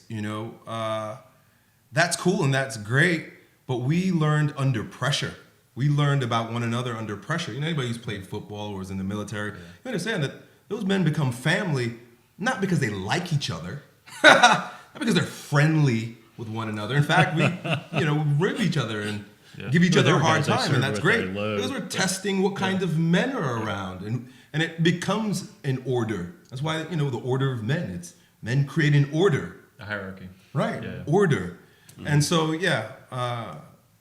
I think it's super important. You talk about the culture of steel. So, hang on. I Yeah, got to go- hit some super chats here. Oh, We're sorry. going to shut Got down. it. We got first the $5 one real quick. Fimon Min. He said earlier, just look at the Amish and the Muslim no-go zones in Europe. That's how you take away women's rights. It's happening right now. We also got a huge super chat from Chris Von Erich and $60. Thanks, man. It's one of the biggest I've ever seen on Redman Group. You men are the voices that need to heard. I am proud to support the content, and my goal is to one day speak at 21 Convention. Fuck yeah, man. Thank you. And by the way, the way you do that is you start broadcasting your own story. Show us what you Yeah. Show us, Yeah. show us Yeah. what you got. Get in the ring. Say what you got to say. Yeah. Yeah. Build. It's a hierarchy. Exactly. Elliot was just talking about order and hierarchy. The speakers. I'm building a hierarchy of speakers and content and ideas and brands. These men have built themselves into that process by producing content, whether it's a blog, a YouTube channel, a book, a blog, or YouTube, all this stuff. That's how exactly Rich said. Build the content. Demonstrate what you can do. That's how you get here. The next one is from Conk.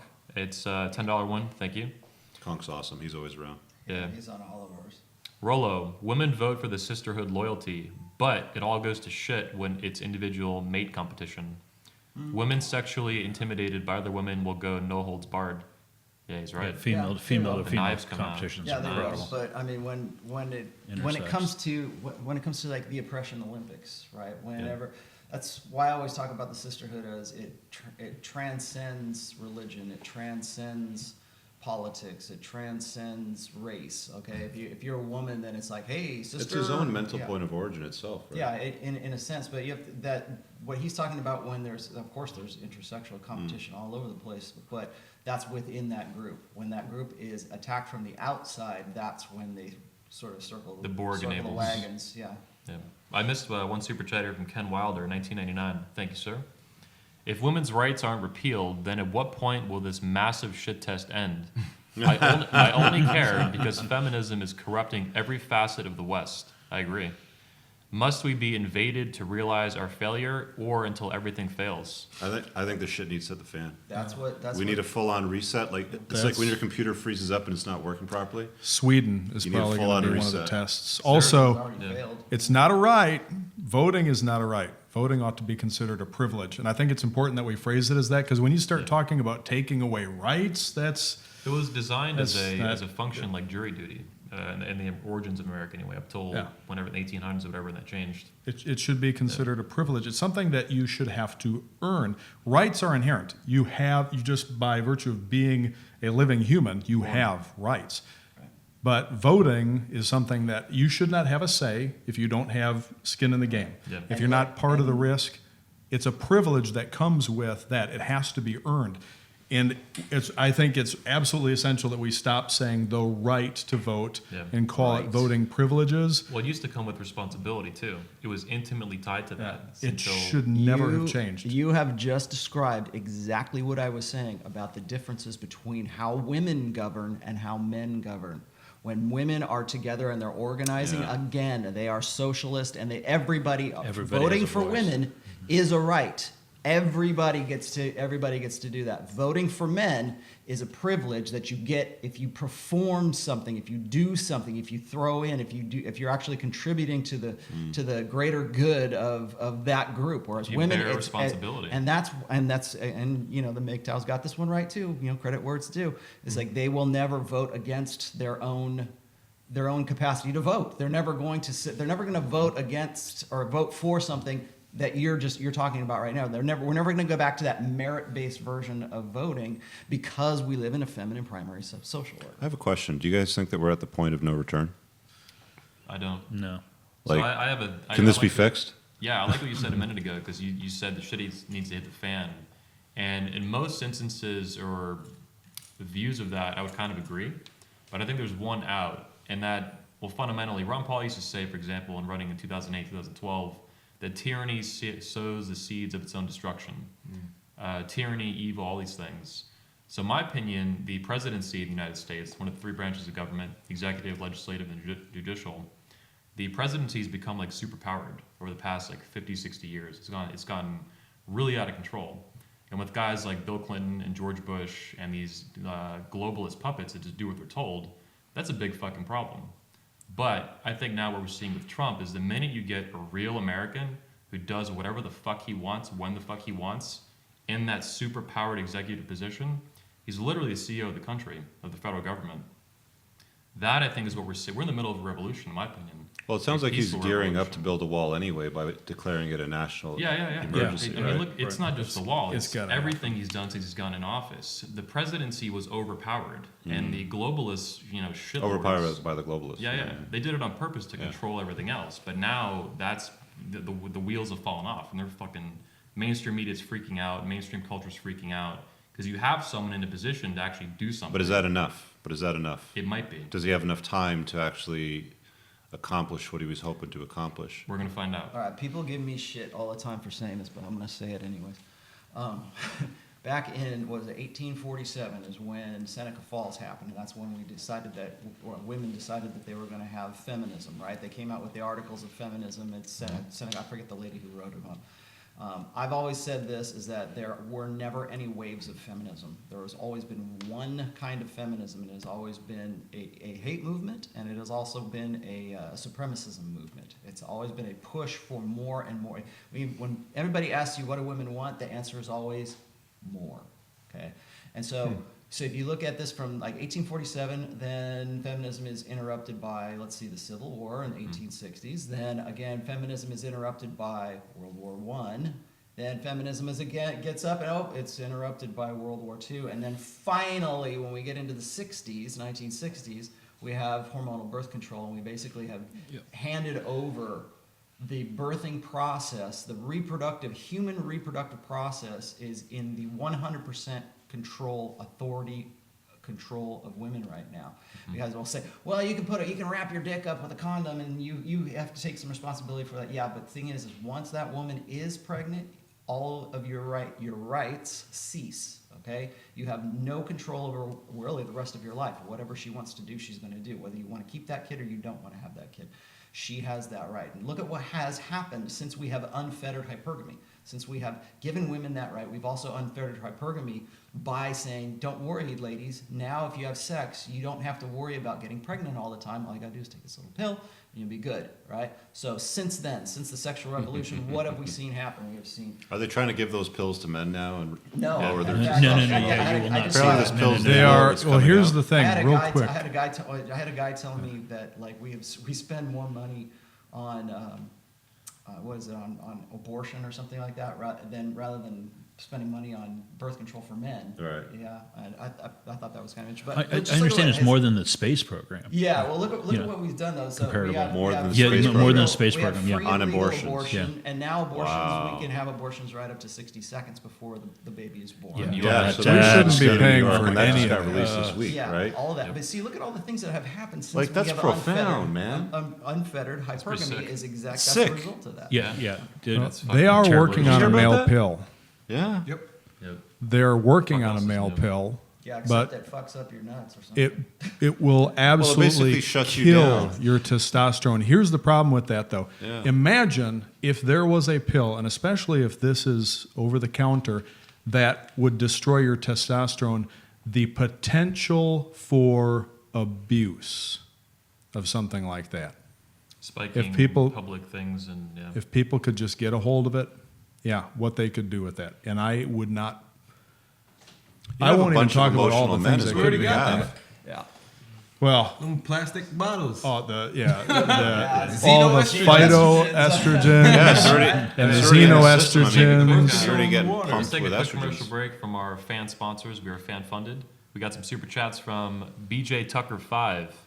Give it to I him, asked, BJ. I asked this $10. Thank you. I asked this tongue in cheek, but some presume that the end game of the red pill is The Handmaid's Tale, a Hulu like original show or whatever. Any truth to at least a lesser extent of that world, or just ludicrous?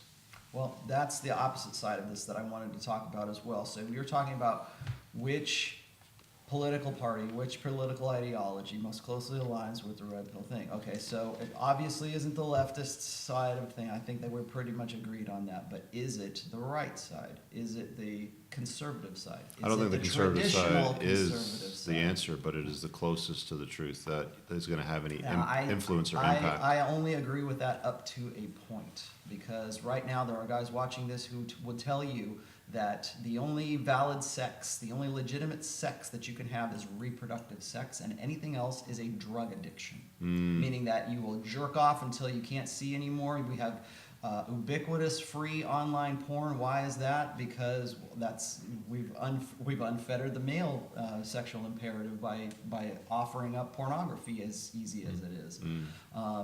They will tell you that.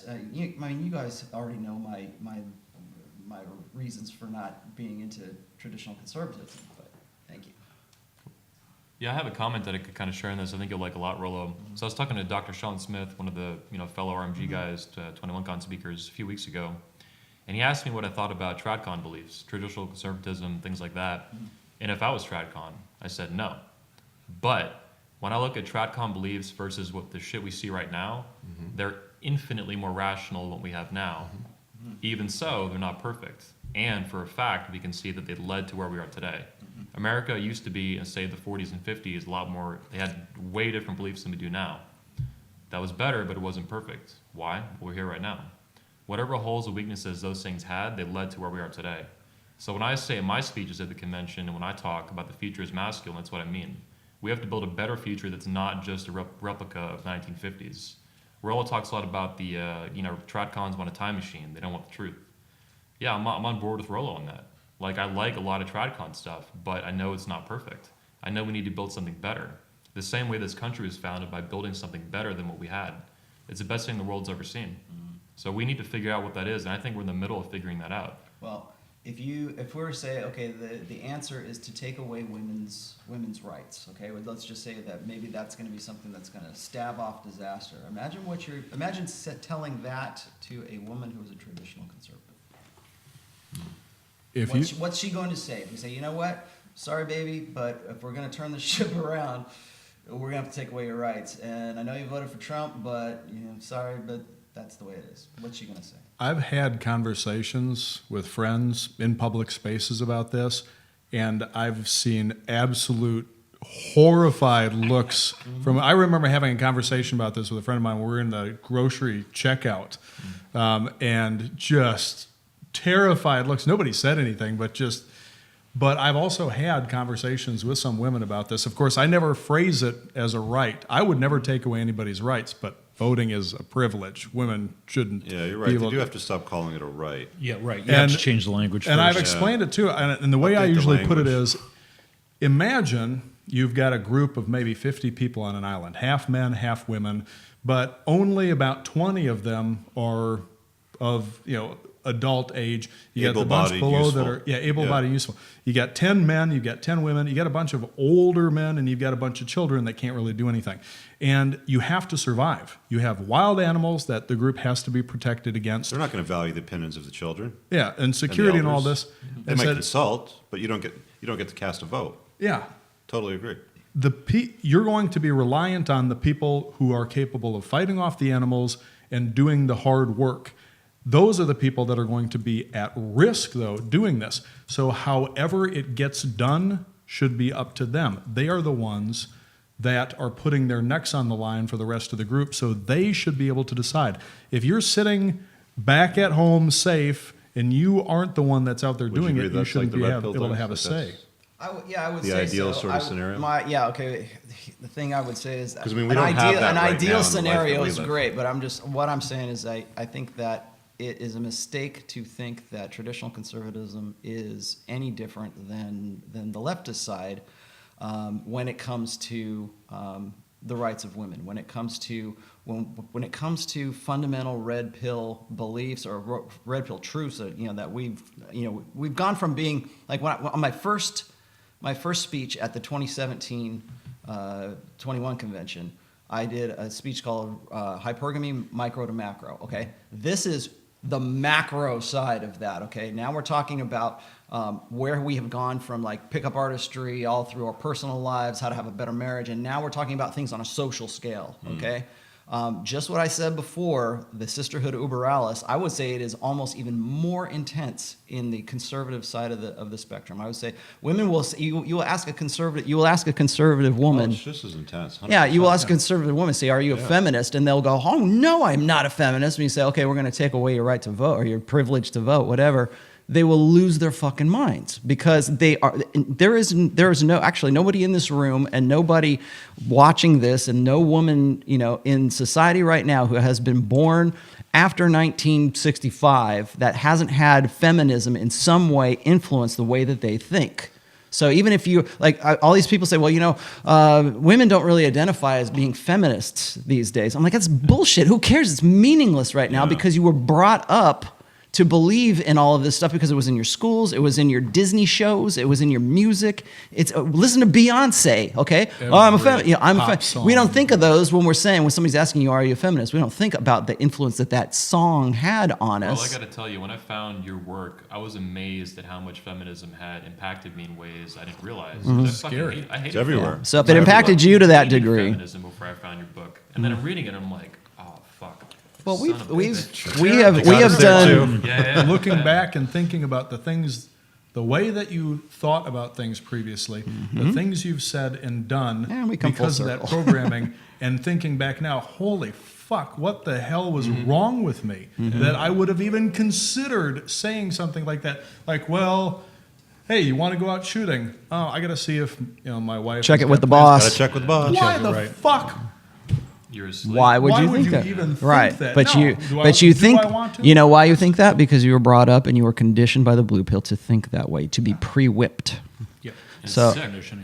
So just to say that, like, and I'm playing devil's advocate here. I think the sisterhood überall it transcends religion. I'm writing a book on it right now about religion and just how assimilated mainstream religions have become by feminism. Here's an idea. Politics, race, you name it. The sister, and I mean that in the sincerest way when it comes to politics. We've had several shows or topics of discussion here on this show about red pill women. So, I mean, how does that factor in to the conservative side of the spectrum then? If we're going to say there's no such thing as a red pill woman. Yeah, I was then- going to say, is there a vacuum here for a political Yes. organization that's Yes. red-pilled? Call it, There needs to be let's call it the something Red new. Party. There needs to be something new. I I thought. think if we followed the Constitution, we'd be pretty good. Yeah. Right. You think? Should we do that? Might be something. Yeah, a maybe little like- closer maybe like call it the to Constitutional Doolittle's Party. Propertarianism. Oh yeah, I've seen him. I have a thought on this that I think the country, when it was founded, the founding fathers talked a lot about how they hated political parties and they were surprised they were forming and stuff like Right. that. Well, that's Yeah. why they split off That's from why, England. Like, even Like, our that's why they conversation left is based the British on Empire. a paradigm that was not intended for our country to begin with. Right. So we're talking about vote, who should not vote. Really, I don't think the founders wanted us to vote for any of these evil parties. Yeah. And the fact that we've got such a large federal government really transcends anything they ever expected for us to have small, localized, state-governed A weak government. central government. Yeah, a weak central government with a huge. Now we got a huge central government with a huge army, The states are dying off. and the states. And it's are got a working- massive addiction to They'd debt, probably too. already be shooting. Look at MAGA though. I mean, MAGA. This is maybe a hell of a statement, even on this panel. But when I see like the modern Republican Party, the MAGA movement within the Republican Party that Trump's leading, and then the Democrats going like anti-free speech, super pro-war. They're war.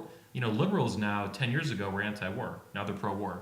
Right? It's wild the way things are turning. I think they're just contrarian. Anything Well- that Trump says, they're automatically yeah. just Yeah. unthinkingly. Yeah, it's Here's tribal. the It's thing. tribalism, Here's is what it what's is. striking me is that you're seeing one party.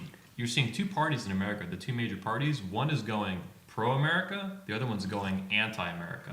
It's That's not just really what it un-American. is, yeah. It's fucking hostile. It's aggressive. It's censorship. It's anti-free speech. It's anti-gun. It's anti-freedom. It's pro-debt. It's fucking crazy. Did you see that video? It's been going around my Twitter feed, and it's this bald-headed chick that looks like the one from Star Trek, the first Star Trek movie. I don't know if you know, you probably bit of a know. mohawk. Yeah, a little bit of a Yeah, mohawk, yeah. and she is just like she looks Talking like, to the MAGA and guy? yeah, she's talking to the guy with MAGA hats, yeah. and there's a woman there too with them as well. Oh, yeah, I saw that. And she's saying that scares me, and she's like, it's just playing. It's almost like performance art, you know. She's Yeah, like like she's she's like looking for an yeah, Oscar. she's looking Infantile. she's like that's scary, and then she's trying to say, no, it's emotions that make us, you know, who we are, and they're saying, you know, just go get some facts, and there are the forces of logic and reason, and she's the closing- forces of The emotion. closing couple seconds of that video were amazing. She Oh, goes, yeah. She goes, it's all emotions. He's like, yeah, emotions change. Facts don't.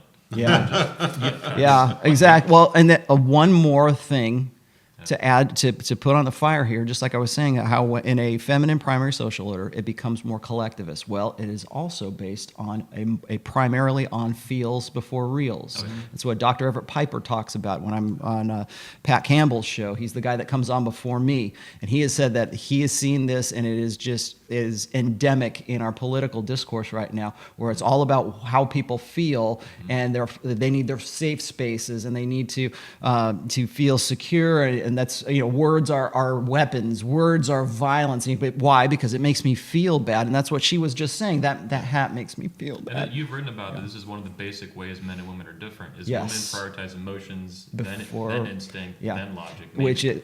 okay, Then it's so the opposite. you've obviously read that series that I had. It's instinct, emotion, and reason. Men that's women. For that's men. For women, it is instinct, emotion, reason. For men, it is instinct, reason, and then emotion. Because once we figure out what the hell's going on, then we got to process how we feel about what we just had to deal with.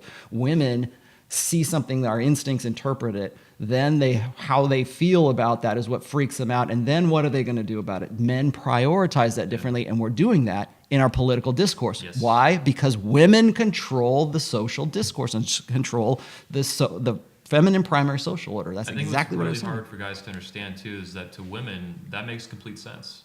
Prioritizing emotions above everything else. And That's just like, and the great example was that bald-headed girl. Yeah, she was exactly. she didn't know why you don't understand what she said. We were speaking different languages. Ryan had this really great post on the I think it was on the Red Man Reddit or Red Pill Reddit. About it was a purple pill discussion, and it was how one side wants to show correctness and right, be factual, where the other one wants to prove belief. It wants to prove that they're doing the facts may Belief or show ideology? belief. So it's like whatever is like you can show them what is factual, and the people on that side of the spectrum believe that wins the argument or it solves the argument. Where the people on the opposite side, they think that no matter what those facts are, if you did the right thing or you did those things for the right reason, then that wins the argument. And again, male way of thinking, female way of It's thinking. like Cortez saying that, she's morally right, even if she's not factually correct. Where obviously that's you can't have that; it doesn't work that way. But it's where that thinking is coming from. But with the instincts, real quick though, wouldn't the instincts for men just be heuristics based on rational thought, whereas the instincts for women might be heuristics based on emotional thinking? Instinct goes before both of those. Oh, yeah, I'm just Yes. saying, would the instincts just be heuristics based on? Well, when I wrote that series, it was something that I was actually kind of sorting out for myself, because when we have, and this is just from an evolutionary standpoint, when just the way that we evolved, when we see something in our immediate environment, we have to respond to it. So it's stimulus, okay? So that stimulus, we have developed instincts over the years to say, okay, like fight or flight, for instance. Is that a saber-toothed tiger? Holy shit, I better fight or I better run my ass off, right? That's the instinct part. When men put themselves in front of live ammunition in a active shooting situation, and they get in the way of women that they don't even know just to take the bullet, that's instinct, because that is just how we have evolved. It's something that's part of our mental firmware. That's one way of interpreting that stimulus, okay? Once you're past the instinctual side, then for women, it's how do I feel about what I'm looking at right now? And those emotions are actually a biological response. So like oxytocin can make you feel one way. A lot of testosterone can give you roid rage and can make you feel a certain way. There's other, dopamine, dopamine hits, endorphins, there's all kinds of chemicals in our chemical cocktail that can influence our emotional state. So don't think that it is just like, but one of the things that women do and more than a few men do is they apply these supernatural meanings to emotions, just like bald-headed girl, Astrology. right? Yeah, okay, yeah, exactly. So that kind of stuff. So the emotional part becomes something supernatural to women, and that's the most important thing, because they have a different way. Their biology and their brain chemistry and the way that their brains are wired is more for communication. It's more for interpersonal, like seeing faces, that kind of stuff. I think what Pinker was saying, it was men are interested in things and women are interested in people, and that's part of our brain structure. So once you're past the emotional part, then you move on to the rational part or the reasoned part. Okay, and that's what am I going to do with this information? What have I learned in the past that can help me solve this problem? And what can I do with all this stuff? What does this mean? And how can I use this information to make my life better or to build something? And that's where men come in. So for women, it is instinct, emotion, really big emotion, and then there's reason, and there's trying to figure out what they can do. Okay, for men, it is instinct, reason, and then emotion. How does that make them feel? Because men and women process emotions way, way differently, and particularly bad emotions. There's lots of research on Love's that. a good one too. Yeah, love's Yeah, another yeah, one. yeah. That's another reason why we don't It goes share back the to same brain concept structure. of love. Male and female brain structures Yeah. vastly different. I want to call it a quick super chat. I'm not going to read through it. We're going to wind down the show in a soon. Want to close it pretty strong. But big shout out to BJ Tucker 5 again, $10 super chat. Thank you very much. Yeah. You can respond to your question after the show. So I wanted to say that we started this episode talking about how the red pill has affected our lives outside of dating, outside of sex, looking at like the big picture, family, marriage, things like that.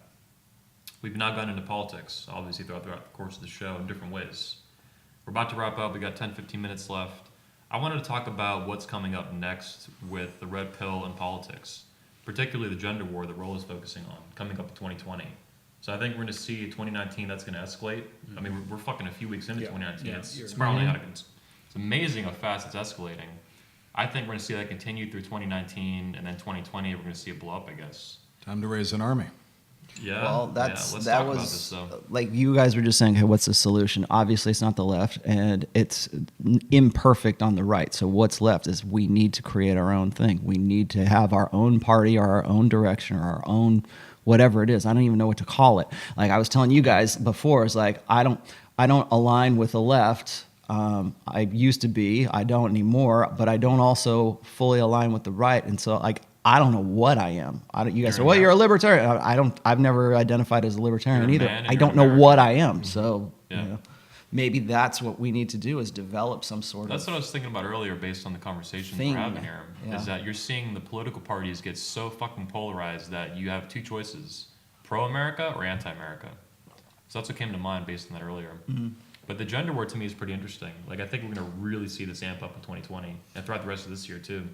I think it's important to clarify that by gender, it's a war about gender, not men versus women so much, if I'm understanding correctly. Generally. But Because- there's some exceptions, you know. Well, because there's a bunch of males yeah. who maybe are male gender, but they're not men. But And we they're used on to the be wrong Vichy gender gender. males. They're not allies. men. They're Yeah, allies. males. They're allies. We've yes. seen some pretty savage stuff just in the past few months. Look at the gender war in terms of Brett Kavanaugh becoming a Supreme Court justice. His whole life and family went to hell.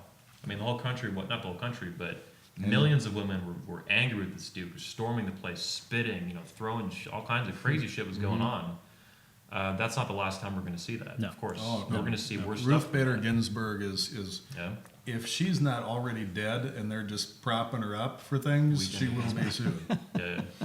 Weekend at Bernie's. Well, you may actually see, instead of reconstituting in the U.S., you may see masculine flight to Yeah. those areas and countries that actually support, relatively traditional human heuristics as far as the development of the family, the value of the family structure, the value of the masculine Very and few feminine. places like this. Though. Well, And yeah. you're right, and that's the problem. You That is see, absolutely- and Donovan has talked about this. Donovan Sharp has talked about this before. You see this in the black communities. They are sick of black women and they want to go to Brazil. There's a documentary on. I wrote a Yeah. essay on the documentary called Bachelor Nation, and it's that's fantastic. You guys should watch that. It's just a fantastic documentary. But it's these guys who are saying, I don't want to have to deal with all the head case with these women who are like these empowered black women that are, they're not attractive, they're bitchy, they're bossy, they're unfeminine, and so what do?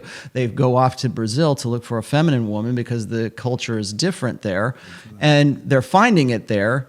But so what happens when we come back to the United States? They say, "Oh, you're going on sex tourism," or they make them villains for Right, leaving right. Shaming them for leaving their the interest, tribe. natural Yeah. interest.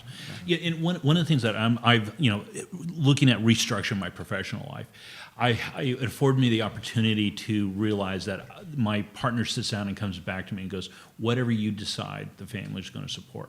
And I know in my personal life, we have family history that did not survive World War II, that was in Europe, because they did not leave. And I have no illusions to fighting my own government. You're going to lose when you fight your own government, whether you lose physically your life or your integrity with all these other things. Well, we have some counterexamples. Yeah, well, but there's tremendous risks involved. I mean, A lot of the tremendous government risk. will not side with the left, though. Right, and so you sit down and say, I could see men getting to the point where they say they will leave prior to doing that they will seek their own interest, over living under these conditions. But ultimately, doing it I look now, at it and Yeah. go, That's I what just MGTOW is. That's yeah, what yeah, MGTOW yeah, is, precisely, right? yeah, precisely That's right. what MGTOW is. My focus is I don't care if society, I do, but I'm not going to focus on whether society collapses or not. I'm fighting for my family and my nuclear set, that smallest foreign government that I can truly affect. My relationship with Mary Frances, my children, my family, and from there, and it's a Testito family, that Roman notion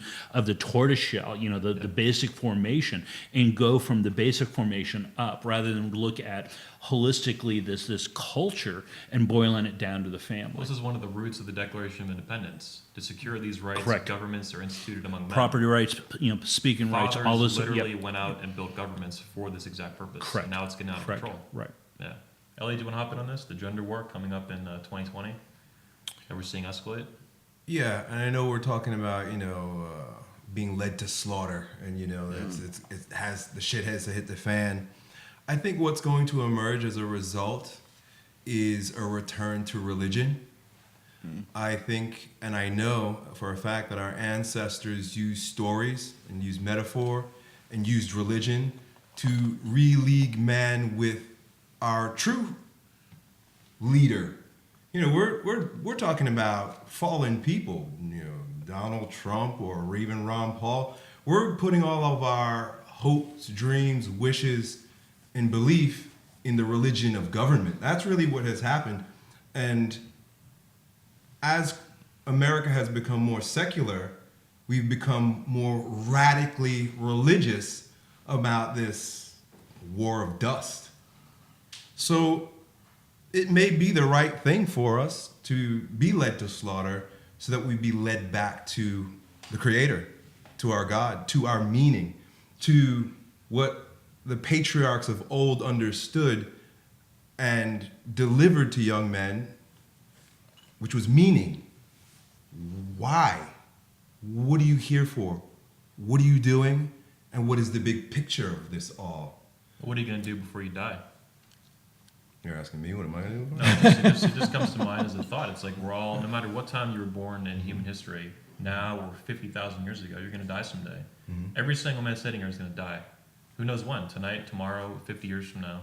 It's going to happen. So yeah, the mission and purpose comes to mind with that. Right. We have no mission but to consume. We're taught how to be really good consumers and to vote for the best slave master. Yeah. So shit hitting the fan has to happen here and here first. Wow. And we've got when we become disillusioned enough that we can not comply and live a life of civil disobedience and in the way the founders expected to take individual responsibility for ourselves, for our families, for our local government, state government. And then it goes from the individual integration to the integration of the world. What we're doing is looking out there and saying, they need to fix this, they're wrong, we need that guy, as opposed to going from the inside in and say, align myself with my truth, be a husband with my wife, a father with my children, generative with my community, and then working out this way. So this illusion, because we all live in the fucking clouds, and this is just one more example of us living in this transcendent make-believe cloud. It all has to crumble for us to come back home. And I think that's when we'll start rebuilding. I really like how you put that. I think you're right. Inside. I think you're right, and I'll tell you why I think you're. Well, of course, I'm writing a book about this right now. Mm-hmm. But prior to the sexual revolution, what did we have to keep as checks and balances, or as a buffer against the worst aspects of hypergamy, or the worst aspects of male's sexual imperatives? Mm-hmm. We had religion. We had social stigma. Like I've made this comparison a lot. My mother-in-law comes from a society or a social order that was pre-sexual revolution. So when a woman had a child out of wedlock, they would take that child and put that child away or that kid away, and they would have the kid and they would give it up for adoption. But the social stigma so much so that the family would bring shame on the family.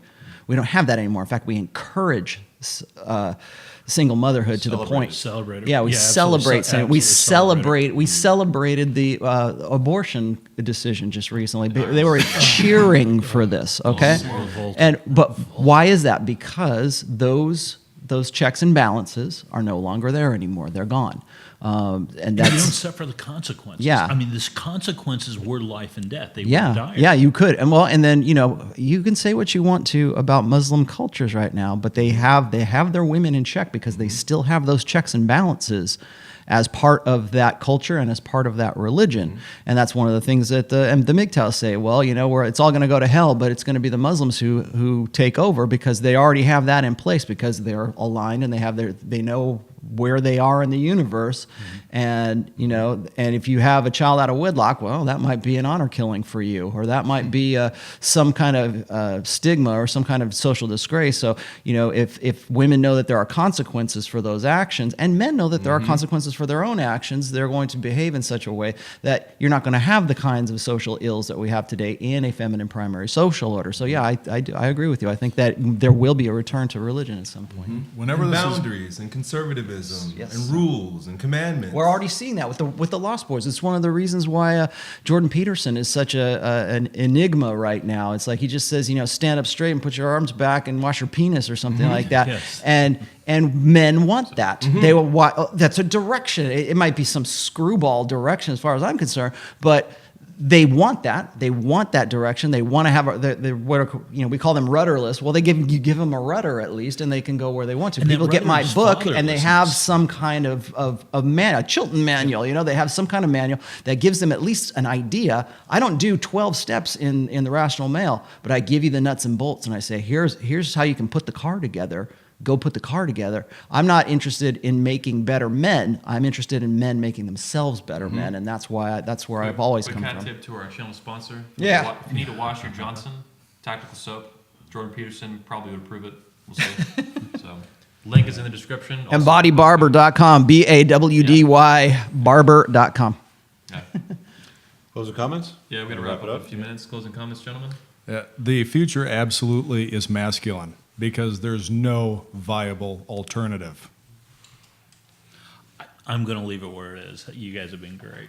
So Yeah, it's been Yeah, this is a great show. I mean, I don't. Yeah, I don't we're have any deals getting to- good yeah. comments on Yeah. this one. Solid show, solid feedback from guys in super chats, and Yeah, we just got another one. $20 Canadian. Yes. shout out. We'll read it Shout off out, real thank quick you. and maybe answer in the chat later.